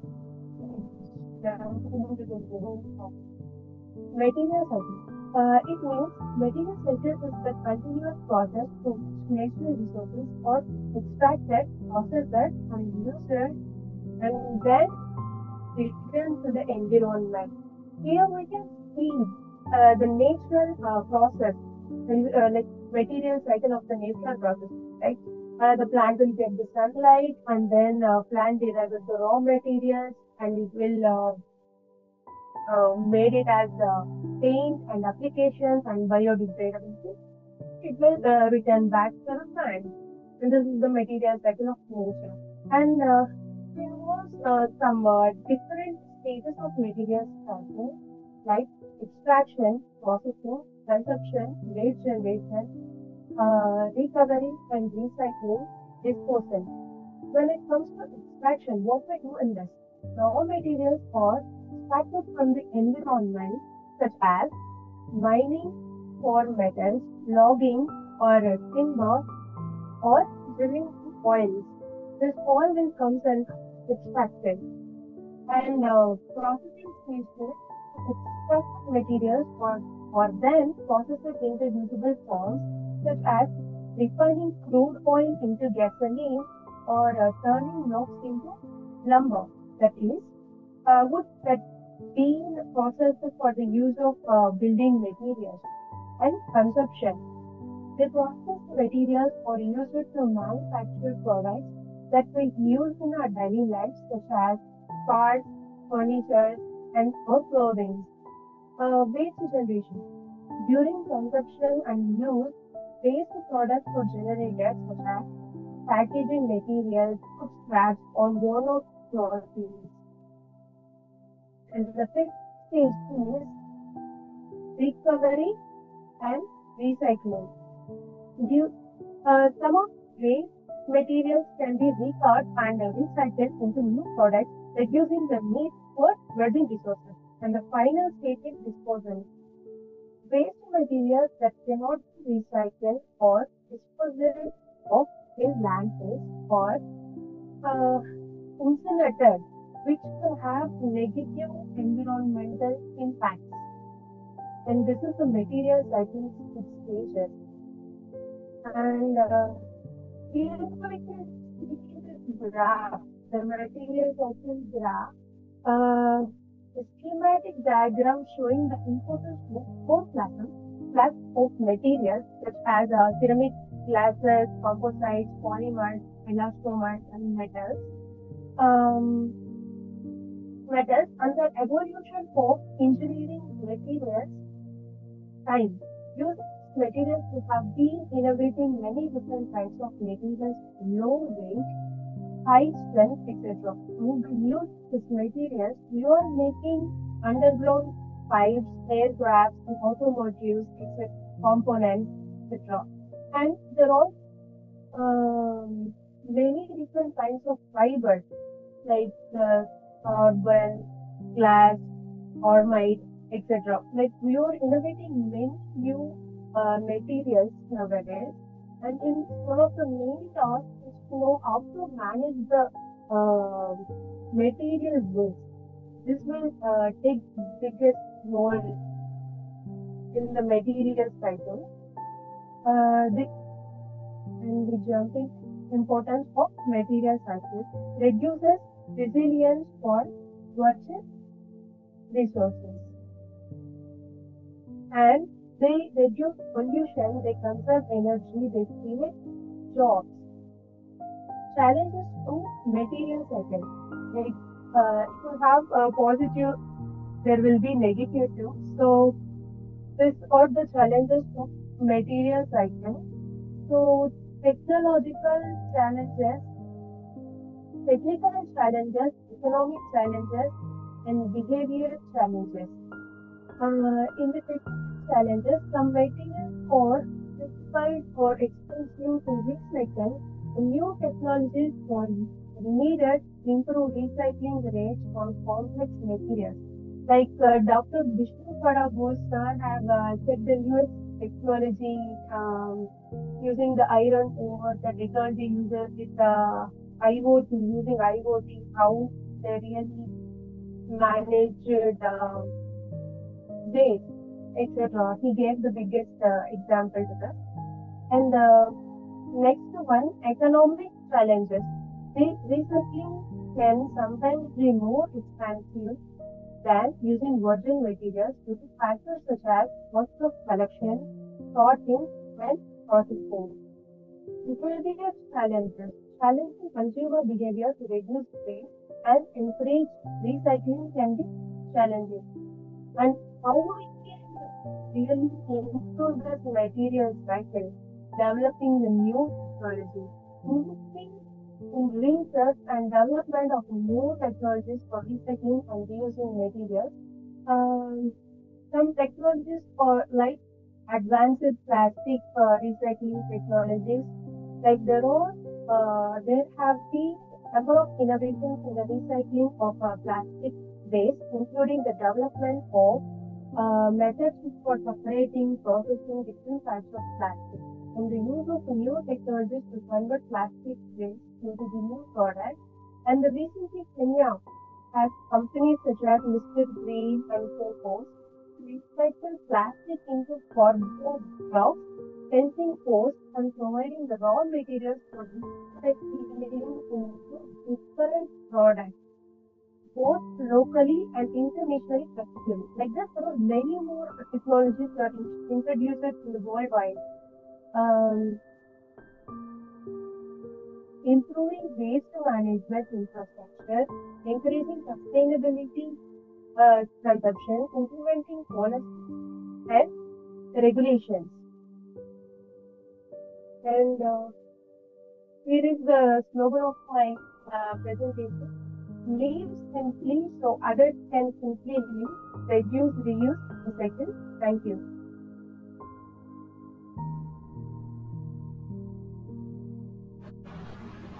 Vasiha, I really like the last slide. Live simply so that others can simply live. Amazing. Live simply. Thank you, ma'am. So, but from where did you get this inspiration to have this slogan?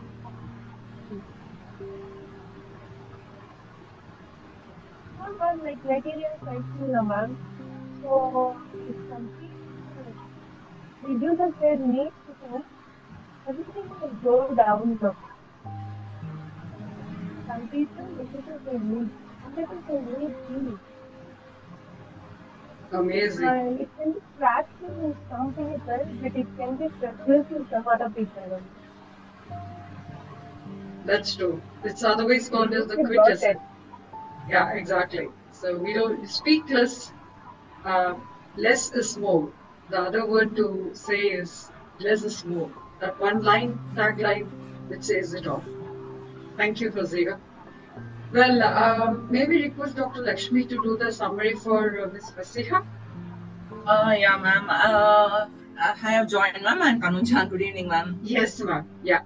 Very good. Welcome on board. And Dr. Tanuja is one of the panelists. Yes, ma'am. Please go ahead. Thank you. Yeah, very good presentation, Fazia. Congratulations. As I'm told that the quote, live simply so others can simply live. It means for 3 hours. Thank you so much. And she has covered entire things about the circular economy. She touched the point about the material cycles. Particularly, she focused on the technical challenges, economical challenges, and behavior challenges.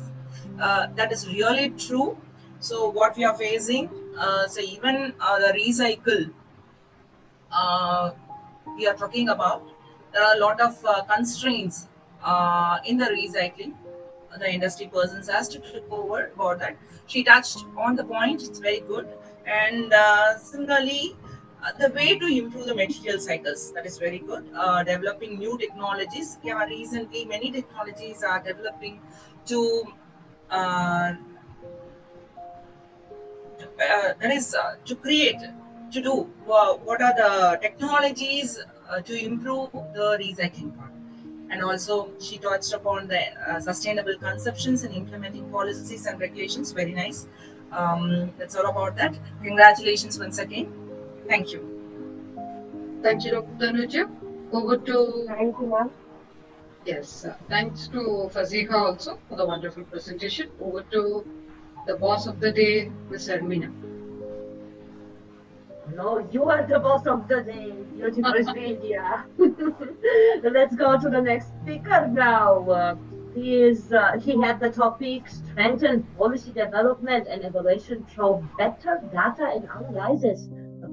Great topic. His name is Tobeku Diolu. He is co-founder LNC Green Prospects Climate Justice Advocate. Very good. And he represents GSFN today. Welcome, Mr. Diolu. Thank you. Good afternoon. Good afternoon. Fair enough.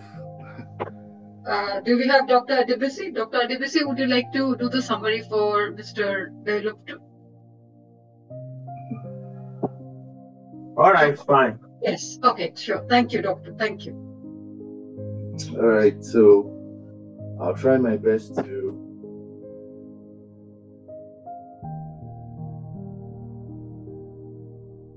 You're muted. So you're muted. Okay, sorry. Yeah, good afternoon. Yeah, it's afternoon over here in Nigeria. So I'm Tobechiku. You all tried to pronounce my name. That was impressive, right? I'm Tobechiku Diolu. I'm a climate justice advocate. I've been in the social work space for over 10 years. I've been part of major policy development, especially grassroots data, secondary data providers, and we've worked especially in vulnerable communities in Nigeria, and over time I've clamored for effective data collection, effective data analysis as a driver for development, before we can.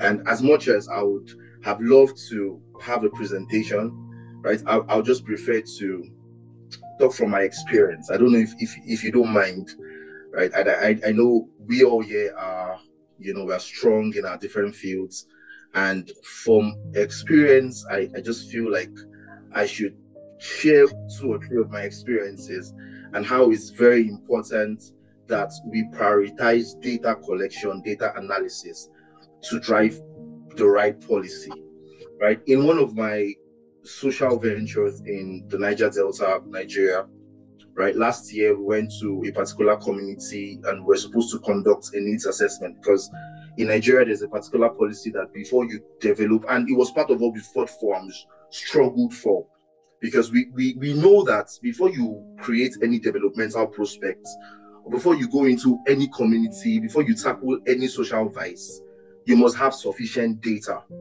because data is like driving a car without seeing what is in front of you. Data gives you the right understanding of the situation. Data gives you the right understanding of the problem. It gives you, because every country has their specific problem. In this entire climate change discourse, I've been a part of climate advocacy, especially as relating to adaptation for communities that are worst hit by the climate disaster. I discovered that before you do any intervention in any community, you must understand their specific problem. You must be able to conduct SWOT analysis. You must know their specific problem. There was a particular community we went to last year, and I discovered that as much as this community has been greatly affected by oil spillage, from oil companies, it's a coastal community. And, many of these donors just wanted to start bringing food items and a lot of those stuff. But we decided that, no, let's go to this community. Let's conduct needs assessments. Let's do data analysis. Let's go there and take data and see what their problem is exactly. And going into that community, I discovered that one of their greatest challenges, after doing our research, collected data, we did evaluation, we did livelihood analysis, and we discovered that one of their greatest problems in the community was they have a very high infant mortality rates. And that's because of the bad water, bad environment. Most of their children don't live up to 2 years, right? They have a very bad. So when you're doing intervention in a community like that, you first of all prioritize their needs, because you can't. It's the bottom top. Sorry, I don't know. I have a low battery. It's a bottom top approach to development. You have to take it from bottom to the top, right? In the sense that you are addressing a specific need as a result of the data you have gathered. But most times what we have is policymakers they sit down in their high chairs and try to estimate or, create intervention plans, strategies without knowing the issues. And that's where we begin to have misplaced priorities. That's where we begin to have a lot of funding going to the wrong places, because there is no data to back up the policies. There is no data to back up their intervention strategy and intervention plan. And so it's very important that, for every intervention, for every crisis, for every solution-based framework we develop institutionally, at the government level, NGOs, social clubs, it has to be driven by understanding the issues, understanding the details of those communities and the population, and then understanding the distribution of the issues and priority. And that can only be done by having sufficient data to drive that framework, right? So you go into a community, the first thing you do is you need to know the population distribution. You need to understand what's the percentage of women, what the percentage of men, what are their issues, who are the most vulnerable people. How do we now begin to strategically implement plan to address their specific issues, right? Because you're already pre-informed. You already have data. These are the amount of schools we need to build. These are the issues that So data is very important when driving solution. In my experience, I've seen that you cannot drive developments without sufficient data. And I try to make this presentation as brief as possible to stress that data is like the eyes that see, right? Before you drive, you must make sure that you are able to see properly, navigate the road. And so data just gives you that information that helps you to navigate framework, help you to develop a very concise and precise strategic plan to implement development in any community or in any country that you are driving development. And as we push, as we navigate, or as we now begin to transit towards a circular economy, we must understand the specific issue for every community we want to develop a framework for. We must know that, okay, this is the issue, this is the amount of waste they produce, right? This is their carbon footprint, and it's data that will give you that. For every company that we want to begin to effect change or create new policies, we must understand, we must know their ESG, we must know this is their carbon footprint. So we now give them, we can now have measurable laws to say, okay, look, you need to reduce this in this measure, you need to reduce that in that measure. I think that gives you the right indices to now begin to drive and push for policies. And I'll just round up by saying this, and I don't want us to forget that data gives us an insight before we begin to drive or push for any solution-based project.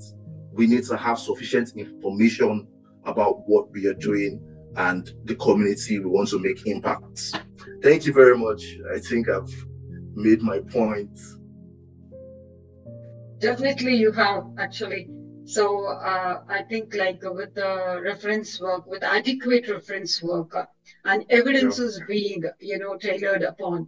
So definitely we'll have the requested data on board, and on any portal, even the R3 portal, people can just contribute through newsletter and through surveys as such with the relevant data which is required. As you rightly said, we are there with you to emphasize on the point. Data is very, very important for any such initiative. So that note, maybe request Dr. Adibisi to do the summary for Mr. Gallo.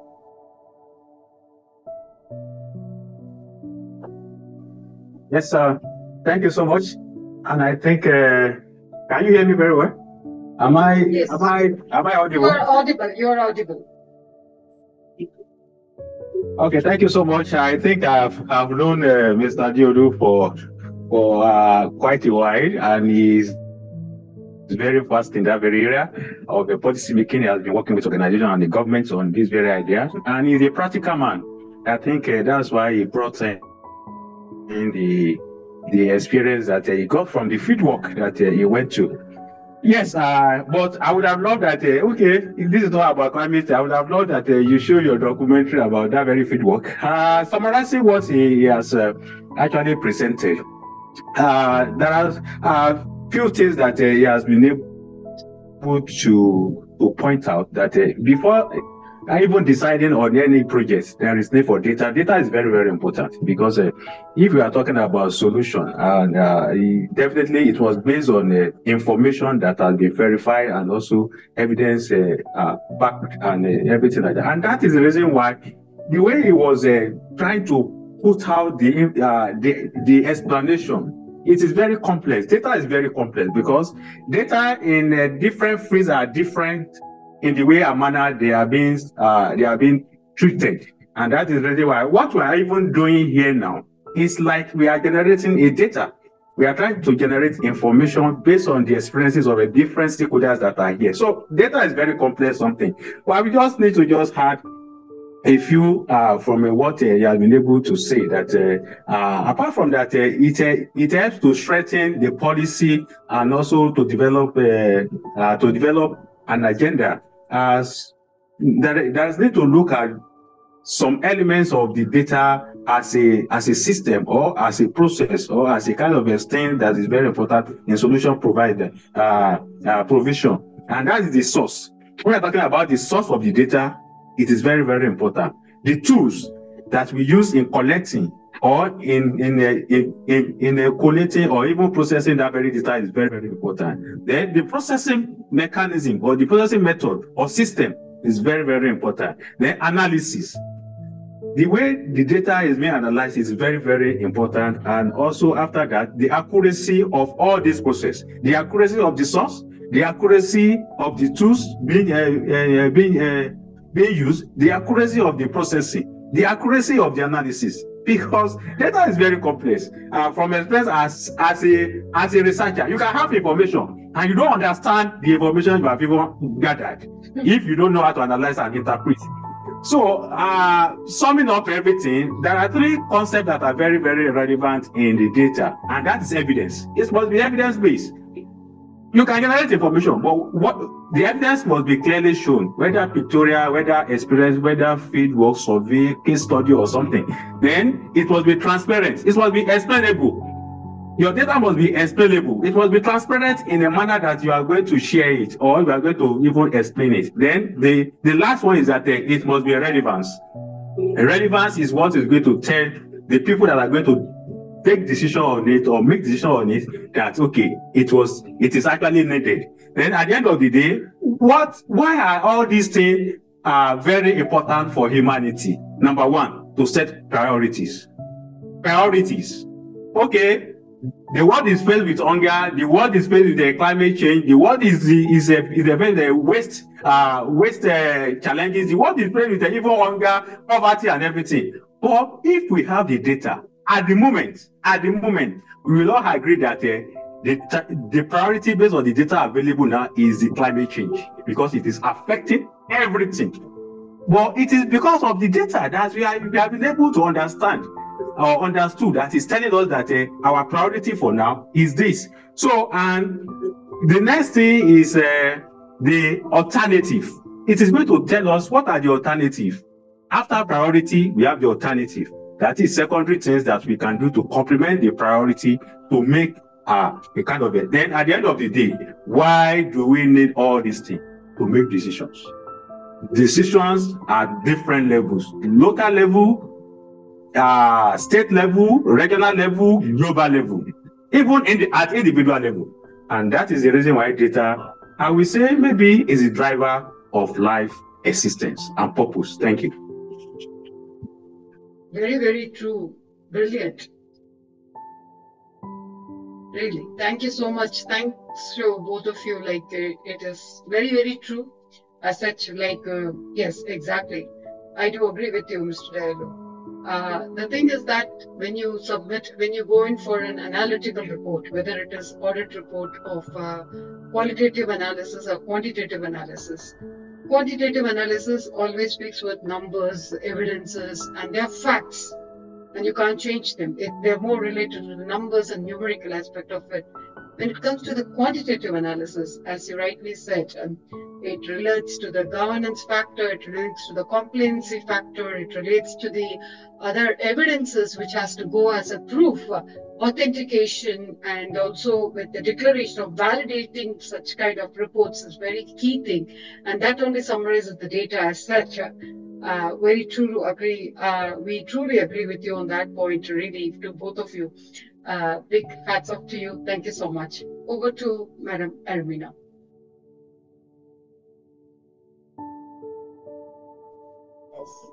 Let's go to the next speaker. Next great speaker. We have Gayatri Shankar with the topic Align COVID Recovery Measure with Resource Efficiency Objective. She is a student with a EEBS Abdur Rahman Crescent Institute of Science and Technology, and she represents IGEN today. Welcome, Gayatri. Thank you, ma'am.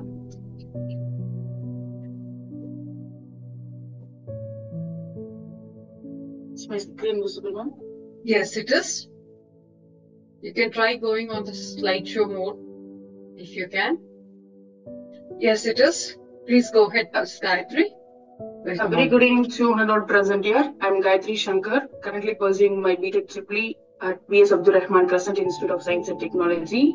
And today, let's look into the topic Align COVID-19 Recovery Measures.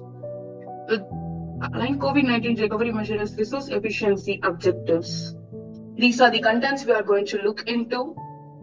COVID-19, impacts of COVID-19, need to align COVID-19 recovery with resource efficiencies, strategies for aligning recovery measures for resource efficiencies, and impacts of COVID-19 on resource efficiency, implementation challenges and solutions, and conclusion. First, let's see what is COVID-19.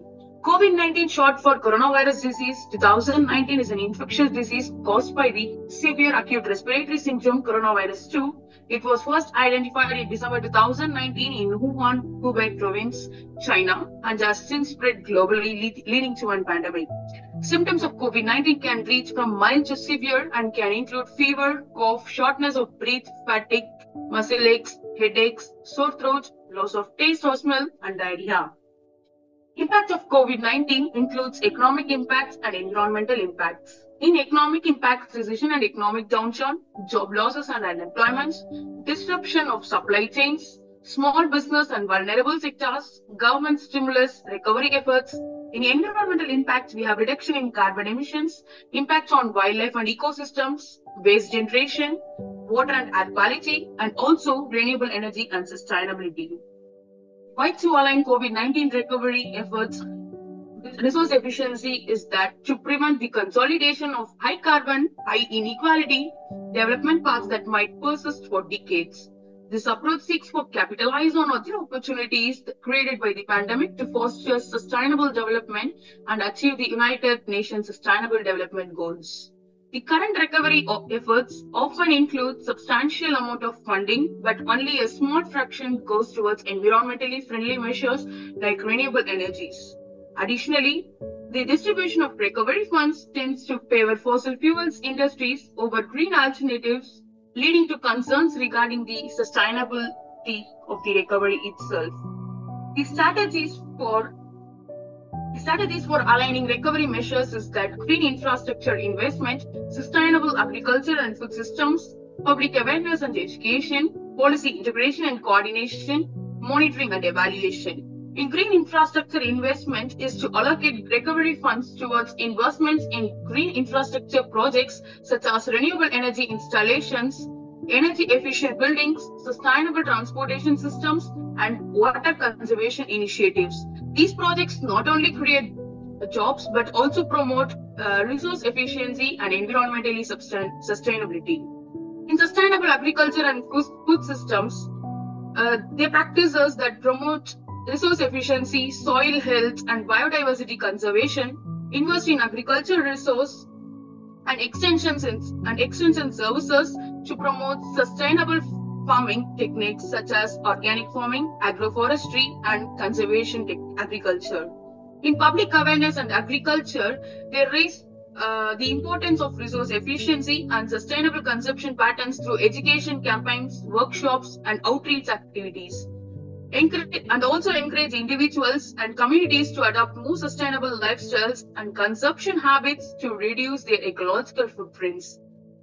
Policy and integration coordination ensures that resource efficiency objectives are integrated into broader policy frameworks for economic recovery, climate action, and sustainable development. Coordinate across government departments and agencies to align policies and programs towards achieving resource efficiency goals. And lastly, the monitoring and evaluation establishes mechanisms for monitoring and also evaluating the effectiveness of recovery measures in achieving the efficiency objectives. Regularly assess progress towards targets and adjust policies and also the strategies as needed to optimize outcomes.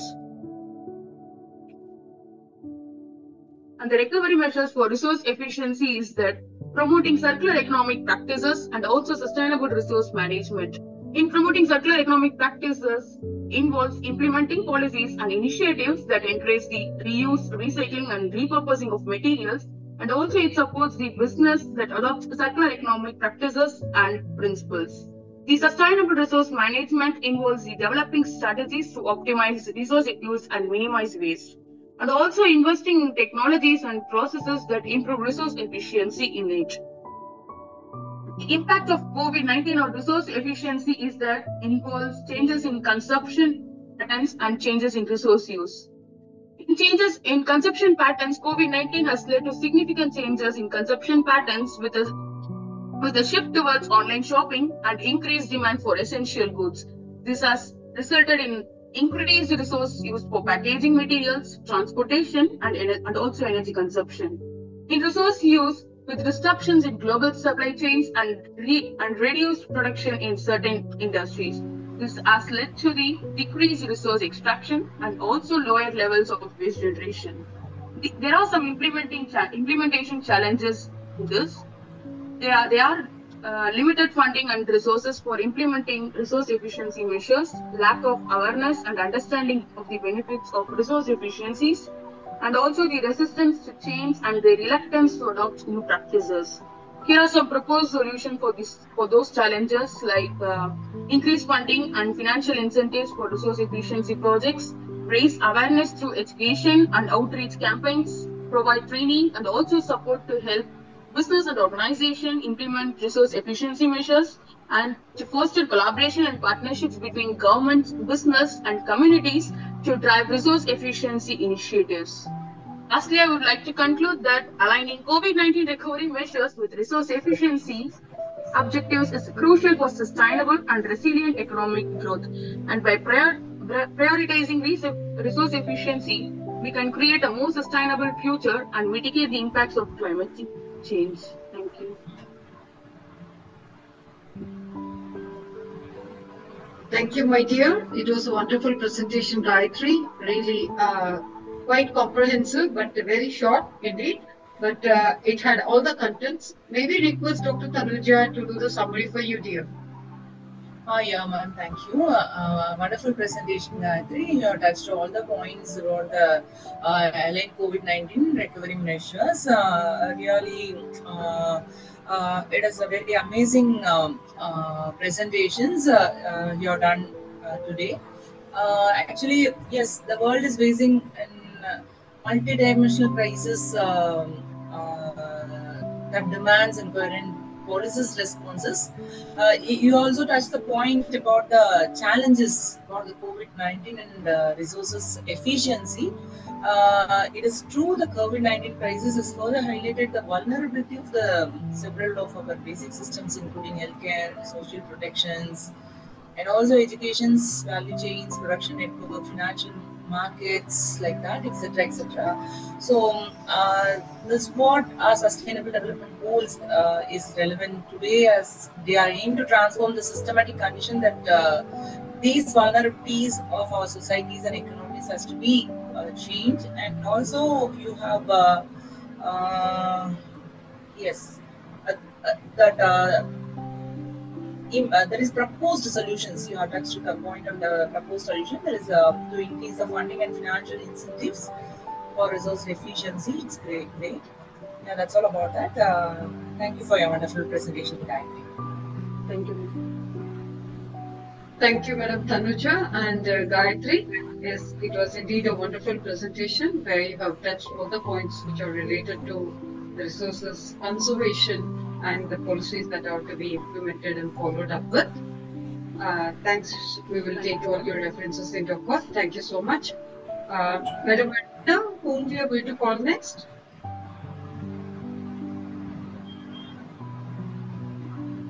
Let's call now. Let's go further with I am here, Sunil. I am audible? Yes, you are. Okay, good.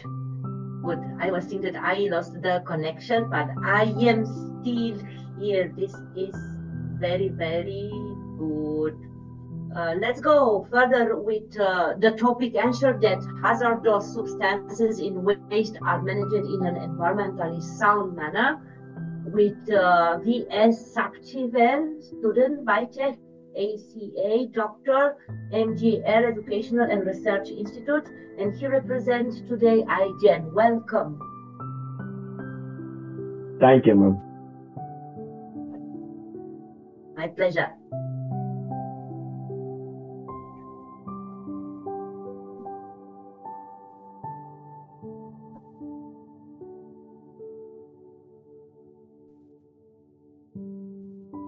Good evening to the esteemed chief guest and the distinguished speakers. I am incredibly honored to present before you today.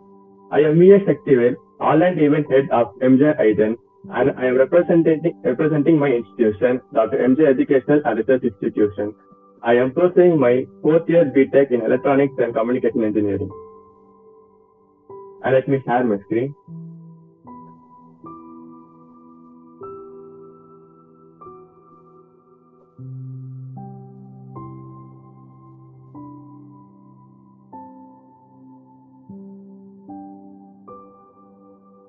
The screen is loading.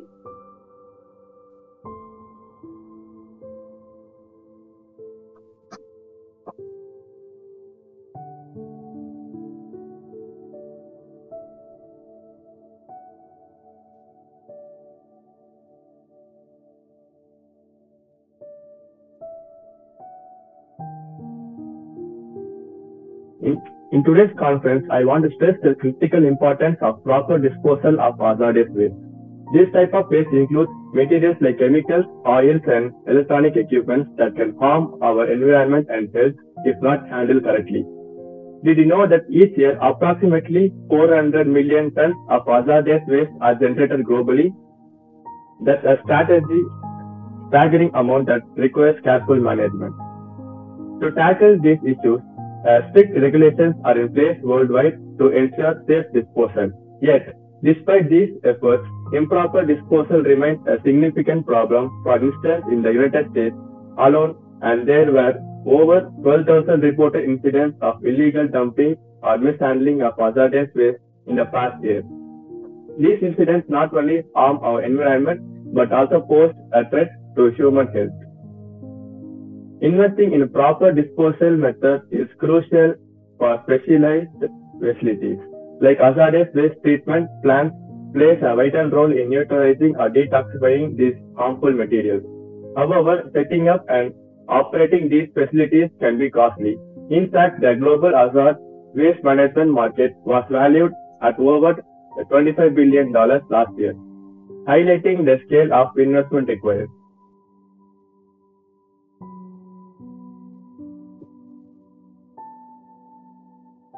Let's see about the types of hazardous waste.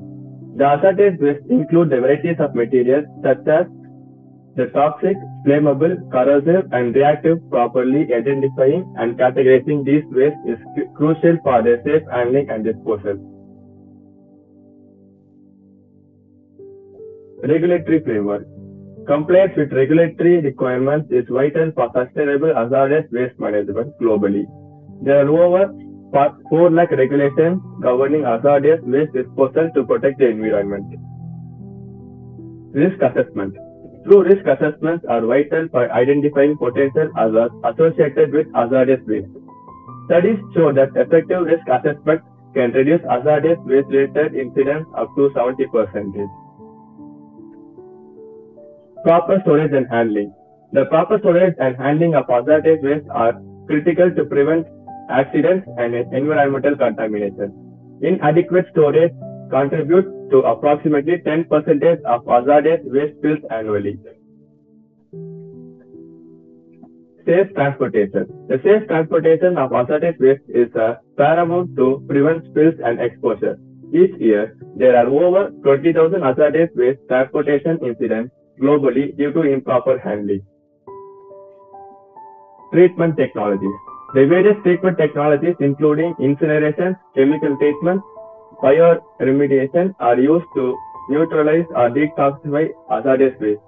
The global hazardous waste treatment market is projected to reach $45 billion by 2025.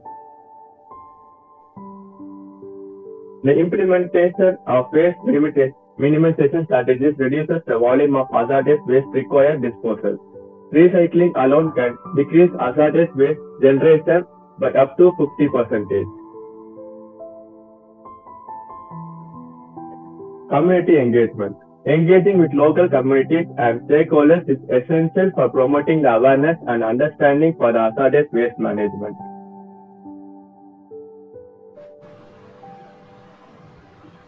The emergency preparedness. Developing emergency response plans and conducting regular drills are crucial for handling hazardous waste incidents. Companies with effective emergency response plans experience a 30% fewer accidents. Monitoring and control. The continuous monitoring of hazardous waste sites and facilities is vital to ensure compliance and detect potential environmental impacts early. Regular inspections can prevent up to 80% of hazardous waste-related environmental damage. Public health.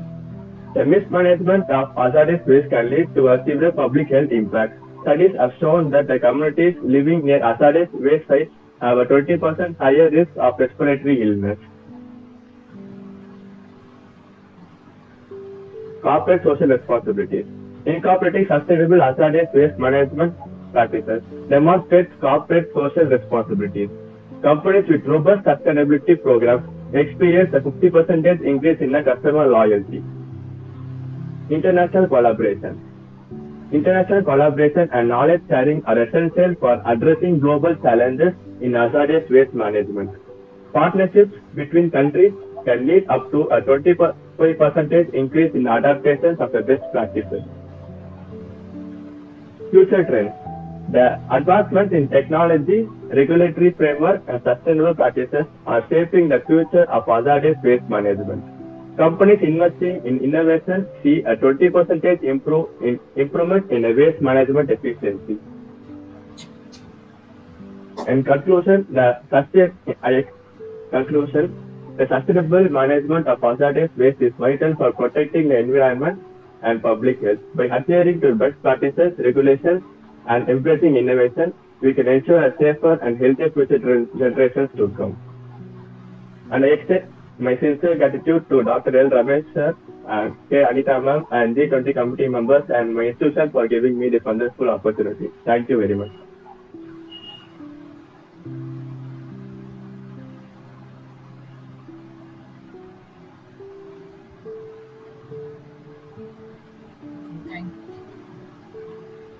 Thank you, Mr. Shaktivel. That was a wonderful presentation indeed, talking about the risk management system. And I think it's very key thing that we all should agree that in removing hazardous substances, the risk management system and the complacency factor plays a vital role in collecting data, relating it to the other speaker who was mentioning about collecting data, and also like implementing strategies to have a very safe and secured environment for all the learners, not only the learners and also the users. Say for example, even the lab equipments which are there, they have to be checked every now and then, especially the chemical laboratories in schools, colleges and universities. We need to check the working system of that, and the acids and the alkalis which are being removed from the lab should be removed on a day-to-day basis very safely, so that it doesn't create any havoc. So very true, and a practical solution and a practical example.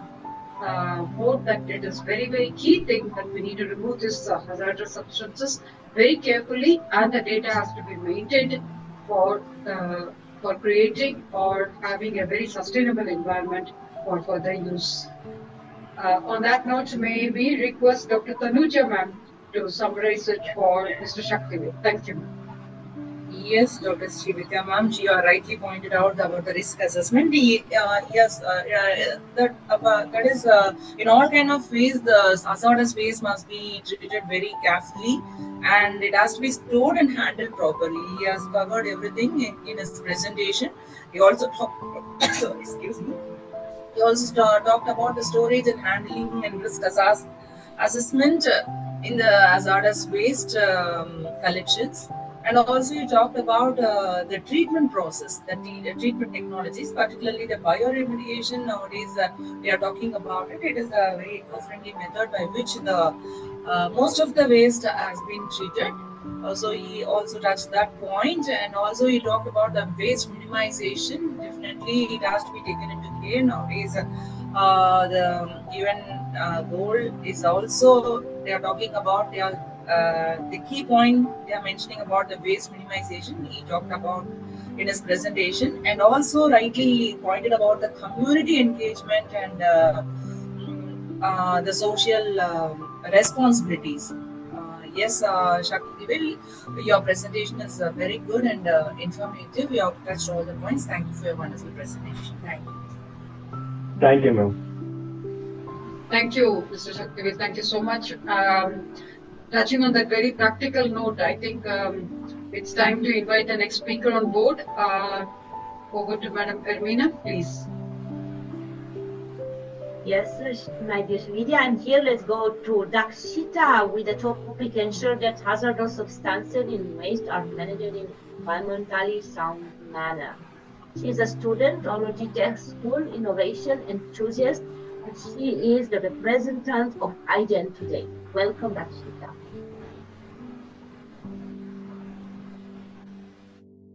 Class 7A, Technology Tech School. Pardon me, I missed that. Can you please come again, dear? I'm Dakshita of Class 7A, studying in Ology Tech School. Which school? Ology Tech School. Ology Tech School. Okay. What's that young green means? Young green? Because I'm too young. I'm the 7th grade, so. Oh, that's right. Okay. I do agree with that. That's really great. Brilliant. So, I think you are the youngest speaker so far we have had. 7th standard. A big round of applause for Dakshita. What are you going to speak today, Dakshita? Please. I'm going to talk about biomedical waste prevention. Please go ahead. We are waiting to hear from you. Thank you so much. Ma'am, is my screen visible? Yes, sir.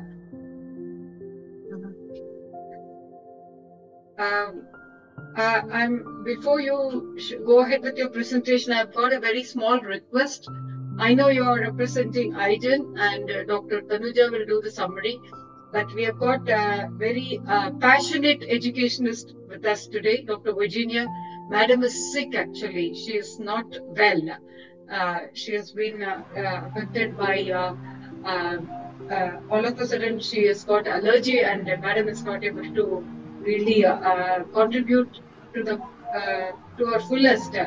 Before Madam leaves, Madam will speak to you something about today's topic. Okay, Dakshita, you can go ahead with your presentation. Thank you.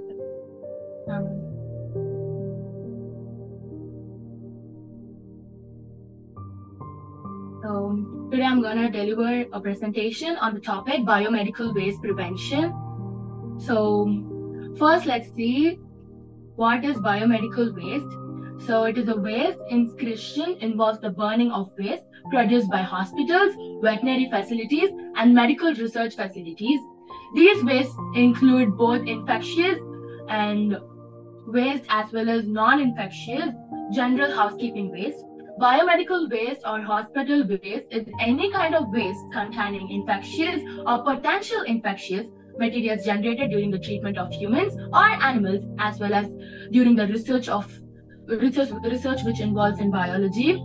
It may also include waste associated with the generation of biomedical waste that visually appears to be medical or laboratory origin. For example, packaging, unused bandages, infusion kits, and etc. So here you can see a pic of segregation of biomedical waste. So we have 5 types of bag, and green bag is used to dispose general waste, kitchen waste, Dakshita? paper, tissues, bottles, and etc. Dakshita, you want to share your screen? You want to share your screen? There is a green button there. Just click on the green button.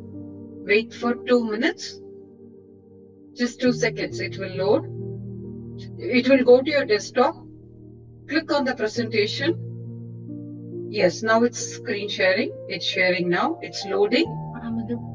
Yes, it is visible. Definitely visible. Thank you so much. Go to slideshow, please. No, not from the beginning. From the current slide. Okay, please go ahead. Thank you, dear. Thank you. Yeah.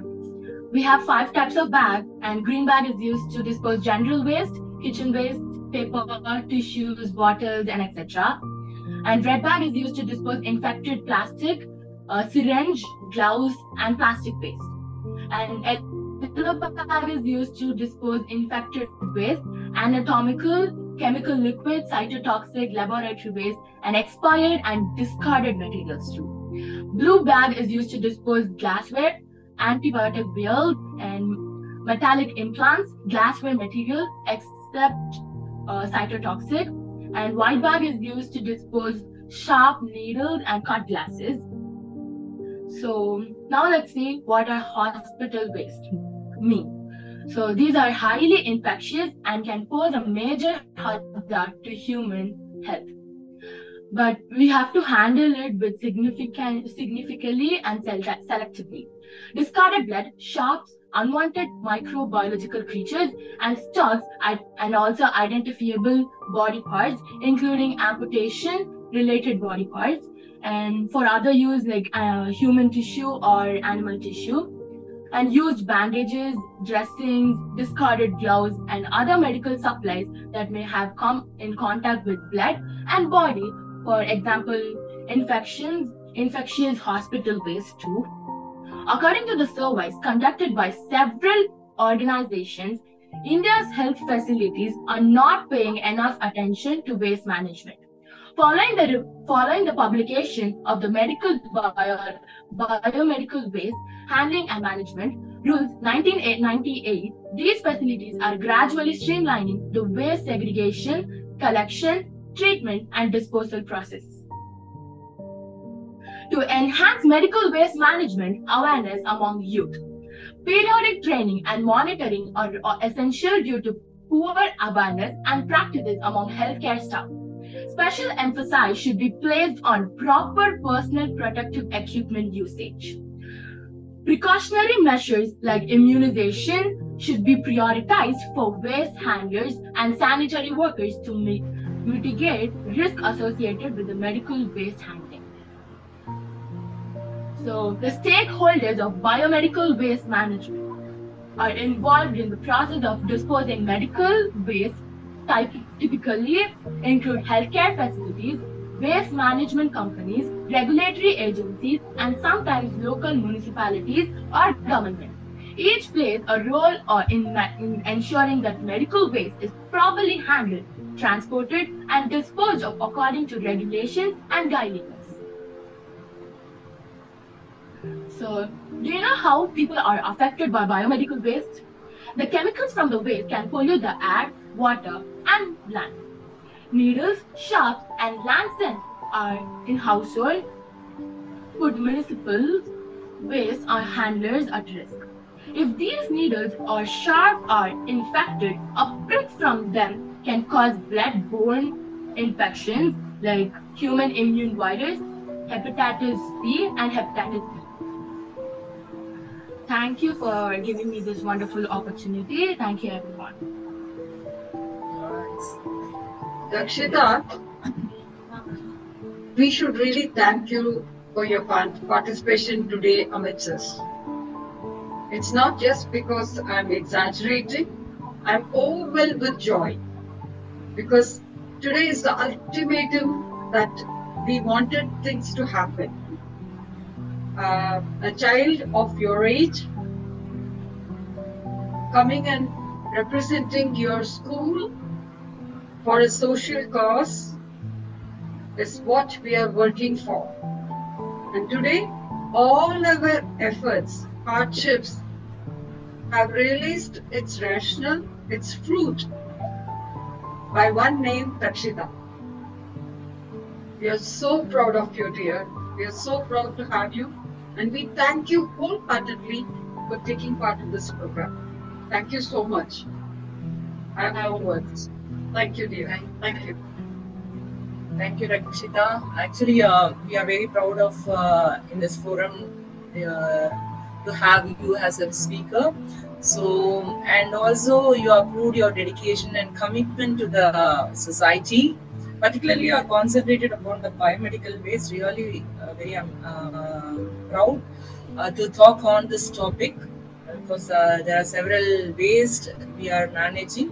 Particularly, this biomedical waste, it has to be taken care. Otherwise, it is a very serious problem if it is not handled properly. You have attached all the points. What are the rules? What are the duties of the occupier and operator? and what are the hierarchy to be followed, that is collections, starting from collections, segregations and disposals. So you have given a very wide explanations, what are the different bags to be that is to be maintained, and how it has to be properly disposed and it is transported, everything. Thank you, dear. Thank you so much for your wonderful presentation. Thank you. Once again, really, thank you so much, Dakshita. Really, talking about biomedical waste management from grade 7 is just unbelievable. And I think the child has really covered all the points, talking from hospitals, healthcare facilities, waste from industries, the chemicals which are being mixed along with all the water bodies.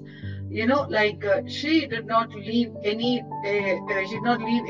leaf unturned when talking about the infectious and hazardous materials. And also she has raised a concern saying that all these policies have to be looked into, reviewed, and a stringent waste management has to be in place to have a very clear check on pathological, radioactive, chemical, and also the pharmaceutical and different kinds of things that she was mentioning. Very true. It all contribute to the biomedical waste management rules of 2016. Thank you so much, Dakshita. I would love to have you for every single session that we're going to have. Thank you so much. And with you, I would like to place a request to you openly on this forum. Along with you, I want more and more students to come and participate, and it is your duty as an ambassador for G20 Youth Cabinet to bring more and more students on board. Thank you, Dakshita. Thank you so much.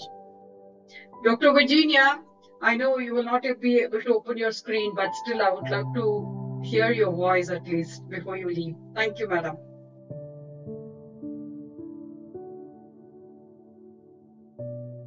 I think we lost ma'am there because ma'am was really sick, and ma'am was affected on her eye because of the virus, and she was also sending me pictures as such. We really miss Dr. Virginia today. Her golden voice and her most inspirational smile that she always shared with us on this platform, giving a big boost and enthusiasm for all the young leaders. Thank you, Dr. Virginia. We really love you and we really miss you today. Thank you. Please do take care of yourself and hope you will get well soon with all our prayers and support. Thank you. Please take care, ma'am. Please take care, ma'am. I know. We cannot afford to miss you. Well, one day, I think. I know. Yeah, ma'am has left, I think. And I know she was really sick, and she had sent me pictures of her eye, which is just infected so badly. Sorry about that. Over to Madam Ermina, whom we are going to call next, Miss Ermina. Yes. I'm sure that Virginia will be soon. Very good. Let's go to the next speaker. I think we have just two. It's about Kevin. Kevin, please tell me if you are here.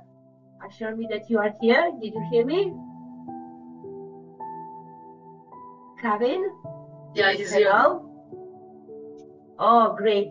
Let me the pleasure to introduce you. Kevin is a student. I'm at university, member IGEN, and he represents IGEN in this evening. And he have a good topic: international cooperation and coordination to advance towards a more resource efficient and circular economy. We are eager to see your presentation with your great topic, Kevin.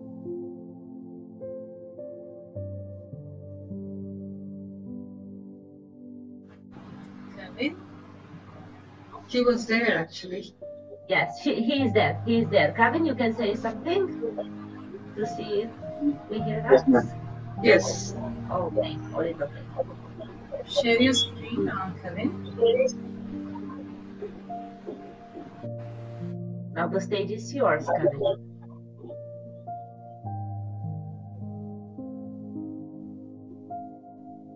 So good afternoon to all the present here. I'm Praveen and I'm from IIU University. I'm going to present the topic international cooperation for a resource efficient and circular economy. And I'm a proud member of IGEN, that is Green Institution of Green Engineers. And this is my table of contents. So firstly, we are going to start understanding resource efficiency and circular economy. So, firstly, we are going to see what is resource efficiency. Resource efficiency refers to the sustainable and efficient use of natural resources, including material and energy, water. It involves minimizing waste, reducing resources consumption, and optimizing resource use throughout the entire life cycle of a product or process. Resource efficiency aims to achieve economic growth while minimizing environmental impact and preserving natural resources for future generations. Circular economy. Circular economy is an economic system that aims to eliminate waste and promote the continual use of resources. It is based on the principles of designing out waste and pollution, keeping products and materials in use, and regenerating natural systems. The circular economy aims to decouple economic growth from the resource consumption and reduce the environmental impact and production of consumptions. So we are going to see about challenges and opportunities in the segment. Challenges: limited awareness and understanding of the concept of circular economy, lack of policy frameworks and regulations to promote resource efficiency, high upfront cost and investment required for transitioning to circular business models, complex global supply chains, and lack of transparency in material flows, resistance to change, reluctance and to adopt new technologies and practices. Opportunities: economic growth and job creation through the development of circular economy industries, reduction in resource consumption and waste generation leading to environmental level benefits, enhanced collaboration and knowledge sharing among the countries, organizations, and improve resource security and resilience in supply chain disruptions. International efforts and initiatives. There are lots of international efforts and initiatives taken by non-governmental organizations, governmental organizations, various private foundations. The first one we are going to see is United Nations Sustainable Development Goals, the well-known one SDGs. SDGs provide a global framework for countries to work towards sustainable development and address environmental challenges. Goal 12 focuses on ensuring sustainable construction and production patterns, which includes promoting resource efficiency and circular economy. European Green Deal. European Green Deal is a comprehensive plan by the European Commission to make Europe's world's first climate-neutral continent by 2050. The plan includes initiatives to promote the circular economy, the Circular Economy Action Plan, and sustainable product initiatives. Ellen MacArthur Foundation. Ellen MacArthur Foundation is a global non-profit organization that promotes the transition to circular economy. The foundation works with business, governments, and academia to develop circular economy initiatives and share best practices. Key stakeholders and partnerships. Government agencies. National government agencies play a crucial role in setting regulations and policies to promote resource efficiency and circular economy practices. International organizations such as United Nations Environmental Programme and European Union (EU) also provide guidance and support based in this area. Business and industries.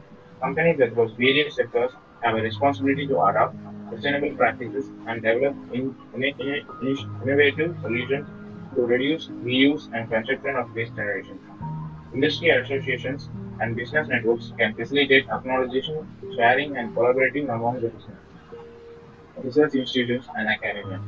Universities and research institutions play a vital role in conducting research and development to advance resource efficient technology and the process. Collaboration between academia and industries can accelerate the adoption of the innovative solutions. Key stakeholders and partnerships include non-governmental organizations and international partnerships, financial institutions, and investors. NGOs and environmental organizations advocate for sustainable practice and raise awareness about the importance to reduce efficiency and circular economy. They often work in collaboration with governments, business, and stakeholders to drive changes. International collaborations and partnerships are crucial in addressing global resource challenges. Initiatives such as the Ellen MacArthur Foundation, Circular Economy 100, the World Circular Economy Forum bring together stakeholders from around the world to share knowledge and the best practices. Financial institutions and investors. Banks and investment funds. Financial institutions are increasingly integrating environmental, social, and governance (ESG) criteria into their investment, including funding for projects supporting the circular economy. Impact investors. Investors focusing on social and economical often impact on support business and initiative promoting resource efficiency and circular best practices and case studies. Circular economy hubs. Circular economy hubs initiative in Scotland bring together business, government agencies, and academia to develop circular economy practices and innovation. These hubs serve as the collaborative spaces for exchange of research and pilot projects aimed at advancing the circular economy agenda. Zero waste initiatives. Cities like San Francisco, California have implemented comprehensive zero waste initiatives which aim to divert as much of waste possible from landfills towards the recycling, composition, and waste reduction strategies. These initiatives involve collaboration between local government, business, and community to achieve ambitious waste diversion goals. Waste to energy projects. Waste to energy projects convert waste material into energy, reducing the need for landfill space and dependence on the fossil fuels. The waste into energy facility Compagine. Denmark is the example of successful projects that is not only generate electricity but also provides distinct heat for the thousands of homes. Cradle to cradle C2C certification. The C2C certification accesses products and materials based on the environmental and social impact throughout the life cycle, encouraging the design of the products with the material that can be safely and effectively reused and recycled. Closed-loop supply chains. Closed-loop supply chains, the companies like Interface or Global Carpet Manufacturer have implemented closed-loop supply chains where materials are recycled and reused within a production process. Interface Mission Zero initiative aims to eliminate the company's environmental impact by 2020, focusing on the recycling old carpet tiles into the new ones. Policy recommendations and roadmap. Policy recommendations. Implement extended producer responsibility (EPR) program to hold the manufacturer responsible for the entire life cycle of the products, including collection, recycling, and disposal. Encouraging the development and adaptation of eco-design principles to promote the design of the products that are resource efficient, durable, and recyclable. Strength regulation and standard for waste management and recycling to ensure proper handling and treatment of the waste streams. Foster international cooperation and collaboration to share best practices, knowledge, and technologies for the resource-efficient and circular economy initiative. Roadmap. Conduct a comprehensive assessment of the current state of the resource efficiency and circular economy practices in the nation. Develop a national strategy and action plan for the transition towards resource-efficient and circular economy, setting clear goals and targets. Establish monitoring and evaluation mechanisms to track progress and identify areas for the improvements. Implementing policy measures and initiative outlines an action plan, focusing on the priority areas such as waste management, water design, and resource recovery. Continuous review and update policies, regulations to adopt evolving challenges and opportunities in the resource-efficient and circular economy landscape. By implementing these policies, recommendations, and follow a structured roadmap, governments, businessmen, and communities can work together to realize the vision of the resource-efficient and circular economy, contributing to sustainable development and environmental stewardship. In conclusion, fostering international cooperation for the resource-efficient and circular economy is imperative for addressing global challenges such as resource scarcity, waste management, and environmental degradation. Collaboration among governments, business, and academia and civil society is essential to drive transition towards more sustainable economic model. By sharing the best practices, knowledge, and resource, countries can accelerate the adoption of circular economy principles, leading to reduced consumption, minimize waste generation, and enhancing economic resilience.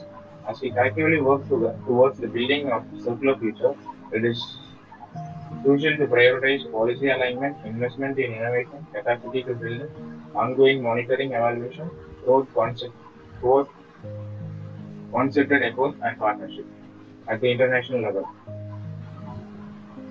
We can create a equitable, prosperous, and environmentally sustainable world for the current and future generations.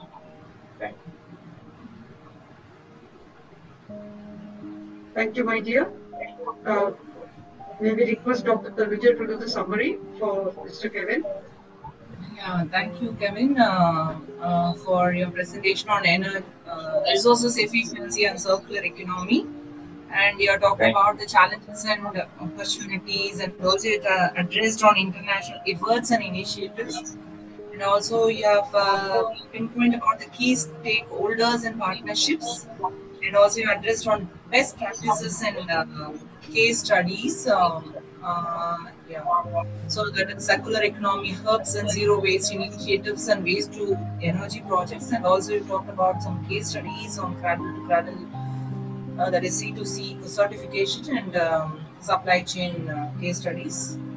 And also finally you touched upon the policy recommendations and its roadmap. Thank you for your wonderful presentations. Congratulations. Thank you. Thank you, Mr. Kevin, for such a comprehensive presentation, in which I think you are the only person who talked about the roadmap for the resource efficiency with a more recent commitment towards the action plan, relating it to the circular economy of 2015, where EC, the European Commission, has expressed its fundamental interest for sustainability and to improve the resource efficiency of not only the European economy but the global economy, enabling the transition towards a circular economy policies that have complemented the whole national and the global programs of RE and CE institutional advances that are still hanging around as targets which are to be achieved by the end of 2030. Hopefully, we should be able to achieve those targets with the analytical framework, with the three essential interconnected components of policy framework, economic intensive system, and economic side policies, which are more related to the contextual strategies of RECE and also EU of constellations. That just goes as a triangle, the golden triangle, I would say, that to be taken forward. Thank you so much, Mr. Kevin. Owing to that, moving ahead from that very insightful presentation from Mr. Kevin, I think over to Madam Armina to call the next speaker on board. Thank you. Yes, I am here. Let's go to the last speaker. He's a great young, with the topic ensure access to affordable treatment services. His name is Sunil. He's student Biotech Computer Science and Business System, Sri Sairam Engineering College. Welcome, Sunil. So, hello all. Myself S. Sunil from pursuing my bachelor's degree third year at Sri Sairam Engineering College, Chennai. So it's my great pleasure to present in front of you all right eminent speakers and one of the top people of IGEN and G20. So I express my gratitude to G20 and IGEN as well. So before any delay, I'll just move into my presentation.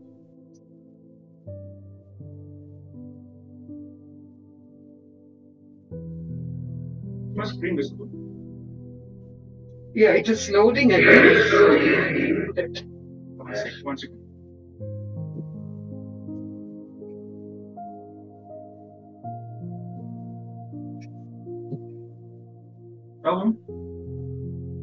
It is still loading. It's loading now, definitely.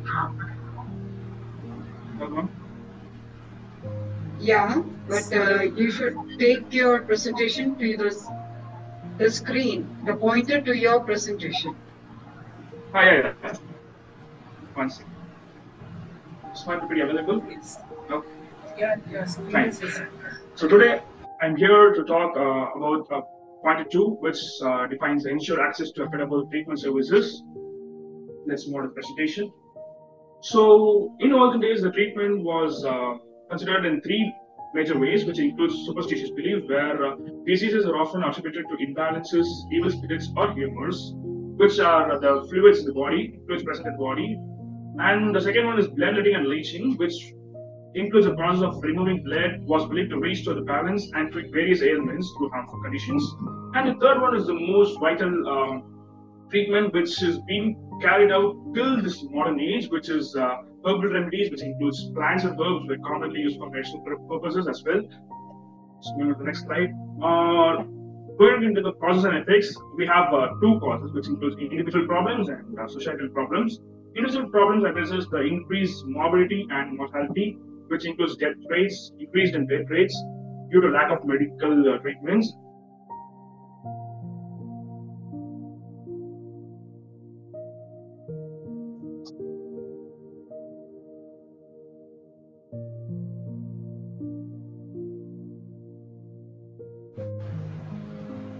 Sonal, you're not audible. No, we are, maybe his internet connection is a bit low. Yes. He can present it without the video.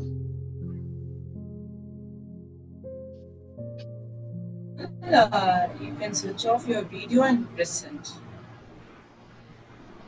I think he's connecting. Connecting. Yeah, I could see. Nice.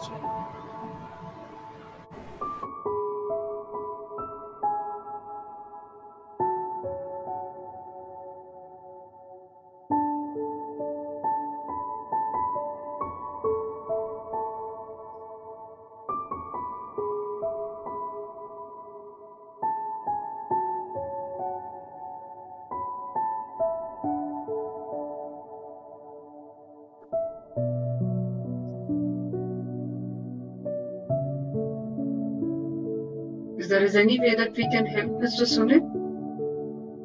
Mr. Sunil, would you like to share your presentation with us so that we'll be able to present it for you? Yeah, ma'am. Actually, he's facing some network issues. He will be back right now. Just a few seconds. Yeah, Roshni, you can share the screen so that you can talk, right? Yeah, I'll make some.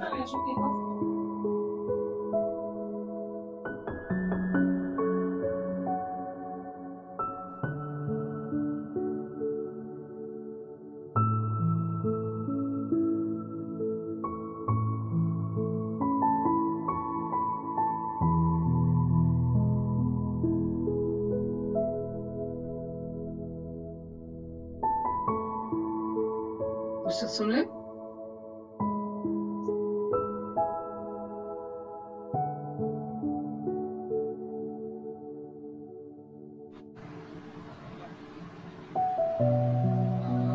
Mr. Sonal, if you have internet problem, let Roshni share the screen. Sunil, am I audible to you? Yes. Yes, come back. Yeah, Mr. Sunil, you can try sharing the screen without your video.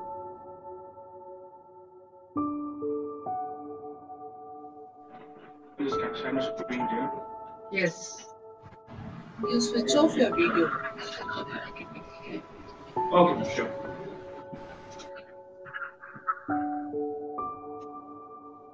Okay. As I said, when we move to the causes of lack of medical treatments, we get insufficient research and development in the older days, limited access to healthcare, high cost of medications and treatments, intellectual property rights, misinformation, and lack of awareness. Move to the next slide, which specifically chronology, where from the olden age to the modern early 21st centuries, we have been involved in lots and lots of improvement in medical conditions and treatments as well. In the prehistory conditions, we early humans and depredation was involved. When moving into the medieval era, ancient Greece, Rome, and China were being evolving under medical treatments, including they were introducing new methodologies for the evolution of medicals. And when it comes to medieval era, modern medieval era, which includes human organ theory, forestries, barber surgeons, Arab scholars, and many more, where anatomy and dissection, microscopes, fascination, and anesthetics were being involved in both medieval and early modern era. When it comes to 19th and early 20th centuries, the germ theory of diseases, antiseptics and antibiotics, public health initiatives, X-rays and imaging, and insulin were being involved, which is being carried out in the current stage as well. So, coming to the late 20th and early 21st centuries, the genetics and molecular biology, organ transplantations, minimally invasive surgery, immunotherapy, genomics, and precision medicines were being included, which includes a higher cost and most modern technology as well in the case of medical treatments. So people behind the growth, there are lots and lots of people who have been pillars of medical growth, but I've addressed four major people where their contribution speaks a lot for the history and current stage as well. When it comes to public health and advocacy, Bill Gates have been involved in various donations where, for example, he has been contributing around $900 for the COVID-19 relief funds to the US government. So as a pioneer, Hippocrates commonly known as the father of medicine, emphasizes observation and diagnosis based on natural causes. When it comes to medical research and discoveries, Marie Curie was the one who discovered radioactivity, leading to a new cancer treatments and diagnostic tools. And the surgery and medical technology, Christian Barnett performed the first successful human heart transplantation, which is a more complicated process in the current age as well. So, moving to the fifth one, the recent ethics. The problem faced during COVID-19, where we have been participating into two sectors, which includes socio-economic impact and public health. The socio-economic impact includes economic downturn, where the government has faced many economical issues to recovery policies of COVID-19. Educational disruption occurred, where we can't be able to access the schools and colleges during pandemic period. And the public health, which involves spread of virus, easy spread of virus, and a lack of knowledge and treatment for public at the initial stage of pandemic era. And when it comes to advanced measures during COVID-19, public health and socio-economic impact were being involved, where development of vaccines and treatments, public health interventions, government support, and educational adaptations as well. So the drawbacks of medical evolution, which includes cost, where high development and research costs were higher, and accessibility issues, where every people can't access due to economical conditions. Psychological and social impact, which includes unrealistic expectations, where the pandemic period is a great example for that, and increased medicalized of life, and the medical risk and uncertainties involves unforeseen side effects and overdiagnosis and overtreatment. So for the future conditions, when it comes to methods, personalized methods will be evolved, advanced therapies and technologies, robotic surgery, and minimally invasive procedures, focusing on prevention and early intervention. So, as possible, young generation are being the most involved in the future of medication evolution. So, where it involves proper education and skill development is required for each and every individual. Research and innovation, public health and advocacy, entrepreneurship and social impact, raising awareness about specific disease or causes. So this terms that our young generation is most vital, plays a more vital role in the implement and development of medical era.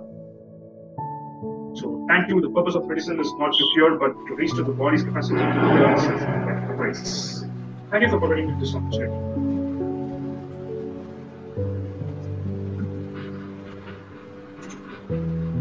Yes, Dr. Tanuja, I'll take it after you, please. Yes. Thank you, Sonia, for your wonderful presentation. You have beautifully explained about the chronology for the medical eras. That was very nice, and you have touched how the transformations leads, and also for people behind the group. Point also you attached, and particularly about the advanced measures during COVID-19 and especially post pre-pandemic things discussed, and also about medication risk and uncertainties, and what are the future conditions, methods, detailed about that, and finally, what are the responsibilities about young generations to have. Thanks, presentation. Congratulations. Thank you. Thank you, Dr. Tanuja. Cyril, I wish that you have your video on now, because that was during the presentation we requested you to close your video. I think we should close. Okay. Yes, should we call you Time Machine? Oh, very nice. I just run the presentation. Yeah, actually, I have a network issue here, ma'am. That was a stage where I run faster. No, it's not your time machine in the sense I'm not talking about that situation that you faced. That's your presentation of carrying us forward to the past, present, and relating it to the future. It was fabulous. As Ram was mentioning. Yeah, it was just the chronology, as like we were talking about facts and evidences, and like data analysis, and all those things that we have talked about in the beginning of the forum and in between the course of the forum. But you have summed it up so well with your chronology of comparison between the past, present, and the future. Like you took the past and okay, fine, from that we have learned it. And for the present, we are working on these challenges and in the future, what is to be required. And you just took it over and put it on the shoulder of the younger generation. What do I say, Mr. Sunil? That's why I said that, okay, fine. Should we call you as a time machine, taking it forward? So that is brilliant. And we want more speakers like you for such a very analytical approach. And the way you presented it, I'm quite impressed with the way you presented it. It's not that one factor that we're talking about, though it was only biological, though it was only the medical, the physical factor that you were talking and you were stressing about. You just took the other situational, environmental factor that contribute to it and the environmental challenges that the people face and what all to be done to handle those challenges, to challenge those challenges as such, to resolute into action, and what could be the action plan as strategies and policies that are to be involved in the new course of action. Brilliant research. Thanks for it. And we wish to have you, your friends, for the next session. Please. Sure. Thank you. Thank you so much. Thank you. And yes, we have come towards the end of the session. As I would like always give a chance to our partners basically. So Dr. Tanuja, will start with you. So what do you think about today's session? And of course, Dr. Khalid Hamid is here. Dr. Khalid Hamid, would you like to say a few words?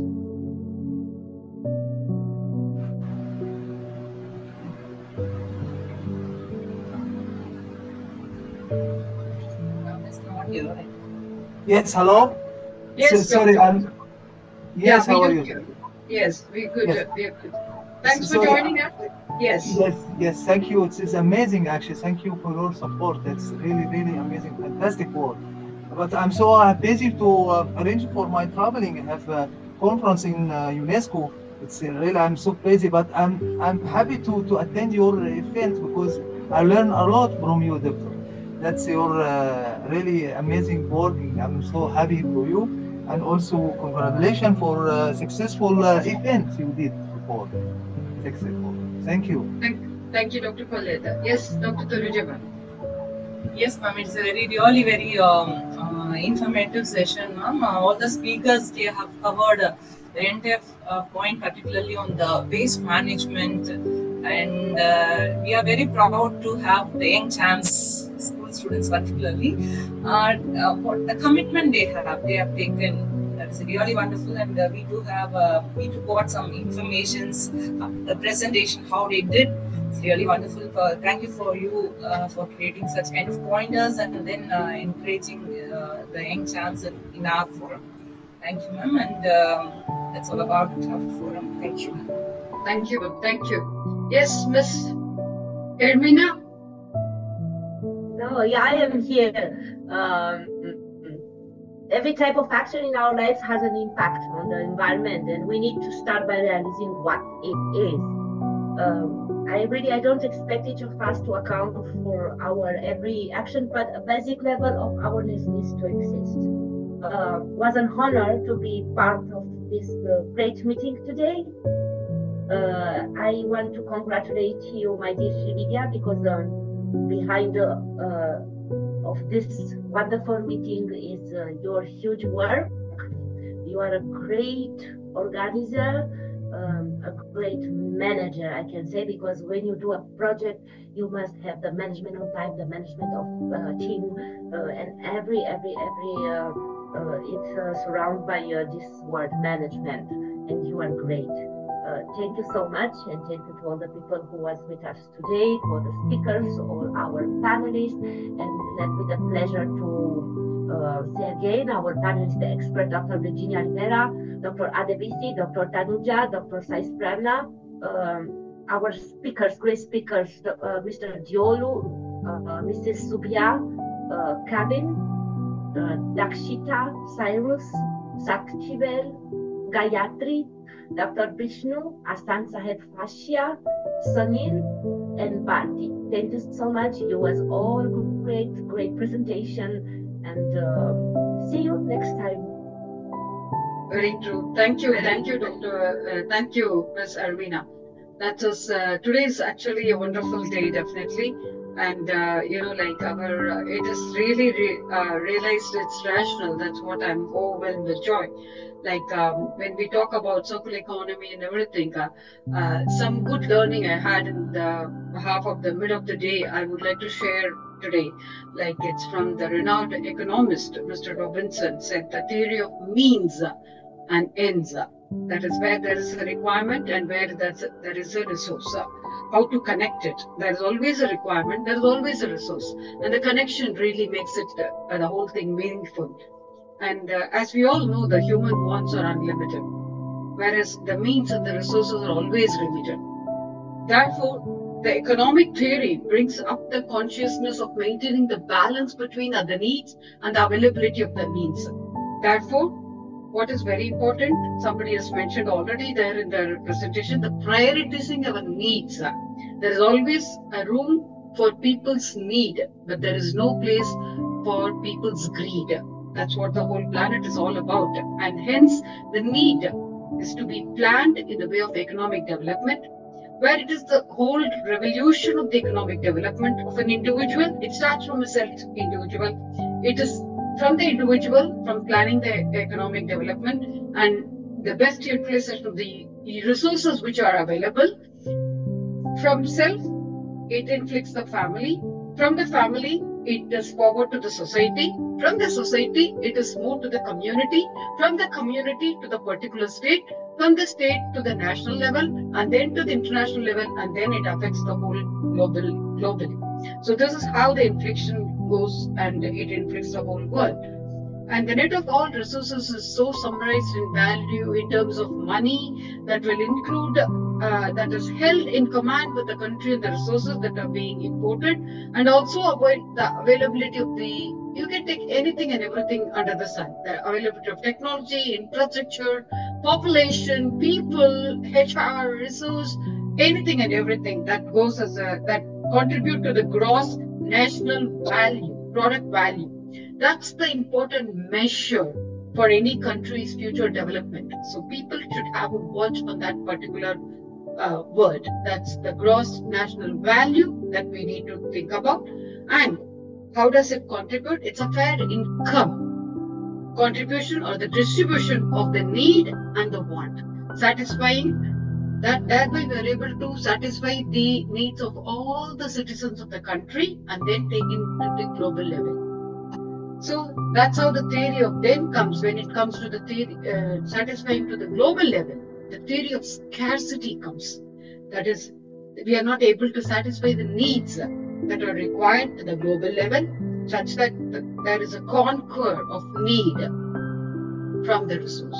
So we are not able to balance it with the ecosystem that is being discussed on this platform so elaborately of utilization of the resources, satisfying to the economic agenda with a wider scope of the applicability towards the development of the culture, thereby finally where it all ends into, to make people aware, give them knowledge, share the experiences, such that the culture of learning in a country being developed with an attitude, applicability and responsibility for a social cause.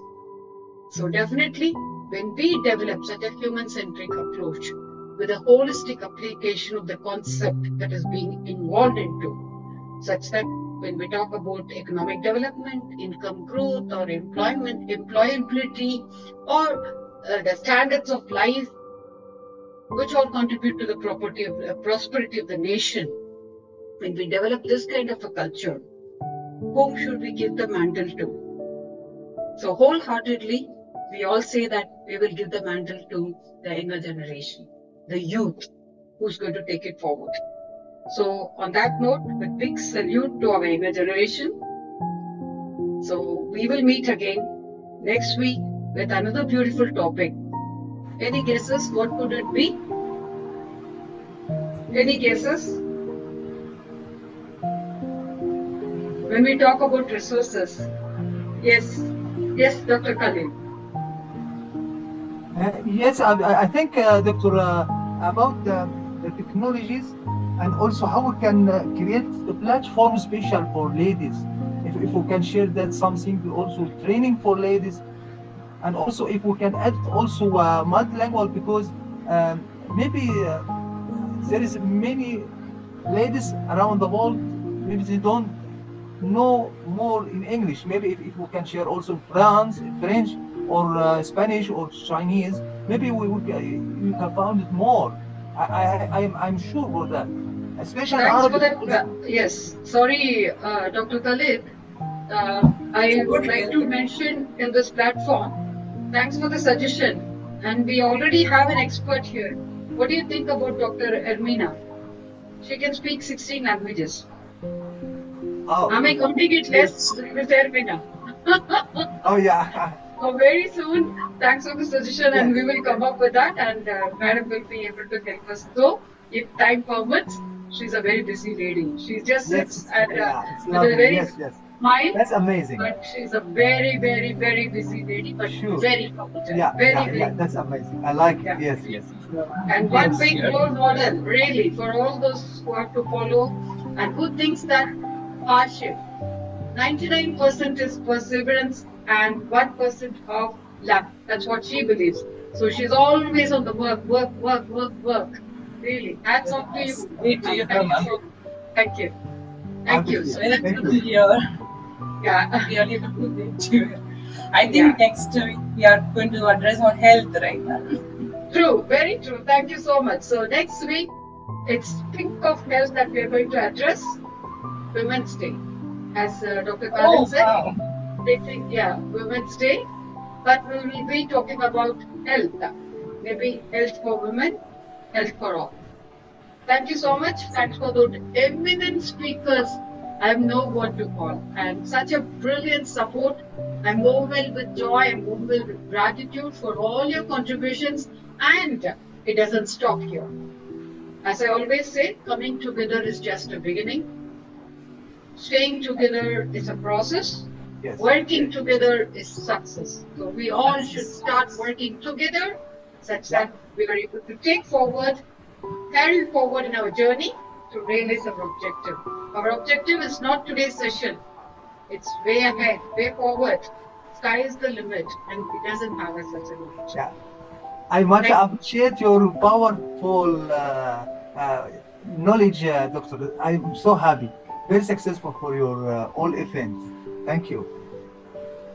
Thank you, Doctor. And it's all with the team effort. I'm just a big zero without all their support. There's a big work going on, be it IGEN, all the IGEN mentors, like starting from Ramesh sir, Kavita ma'am, and Zakira ma'am, Tanuja ma'am, Lakshmi ma'am, Sendil Kumar sir, be it anyone from IGEN, like even engineers sir, like the immense support. They've been working with the students to bring all this to the fruitful. When it comes to GSFN, Dr. Raid Batakor, Madam Jessica, whom we have never seen, who is a pillar of support, who is structuring whole thing, and Mr. Green, Dr. Edibisi, Mr. Joe Steves, anybody for that matter, representing GSFN has been of immense support to us. And definitely the whole credit goes to IIU, without whose contribution the program would not have, be able to happen. I said, Madam Professor Nada, Madam Ermina, Dr. Virginia, and Dr. Inga, who always makes it a point to give us a certificate, and also Dr. Piyush Pandit sir. And he has been renowned, he has been acknowledged as the Entrepreneurs Award for yesterday, and we take this opportunity to congratulate him for that. And definitely, it's all team effort. It's not that one person is behind the show. Never.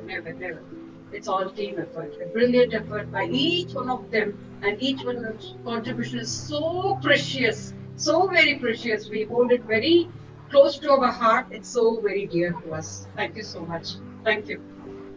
Yes, I would like to acknowledge our IGEN volunteer students, ma'am. They are working very hard. Yes, each one of them. Connecting. Yes, ma'am. I don't want to miss any. Sorry. I'm so scared. It's Niranjan or Dhanush or Roshni. Roshan Mohan or anybody. Roshan, yeah. Yes, And there's so many of them, whom we should not, if we take names, then we will miss. And that's why we thought of acknowledging all those efforts, immense effort, commendable effort, stupendous efforts. What all? I'm running short of adjectives, I'm sorry. So it's like all those efforts should be acknowledged and they deserve where they are supposed to stand. So this is just a pathway. This is just a gateway for them to take it there. And the objective is reaching there exactly where the voices should be heard in the forum where it has to be heard. We will not stop until we make them hear the voices, give them an opportunity to present themselves in that forum where it has to be heard. Thank you, ma'am. Thank you for your inspiring words. Thank you so much. Thank you so much. Thank you all. Until we meet again, it's adieu from me and Dr. Virginia and also Ermina and also our team, our all community partners. Thank you. Thank you. Yes, Mr. Ermina, love you. Thank you. Thank you so much. Thank you.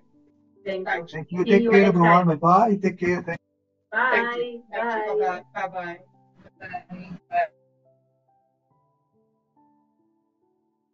Bye.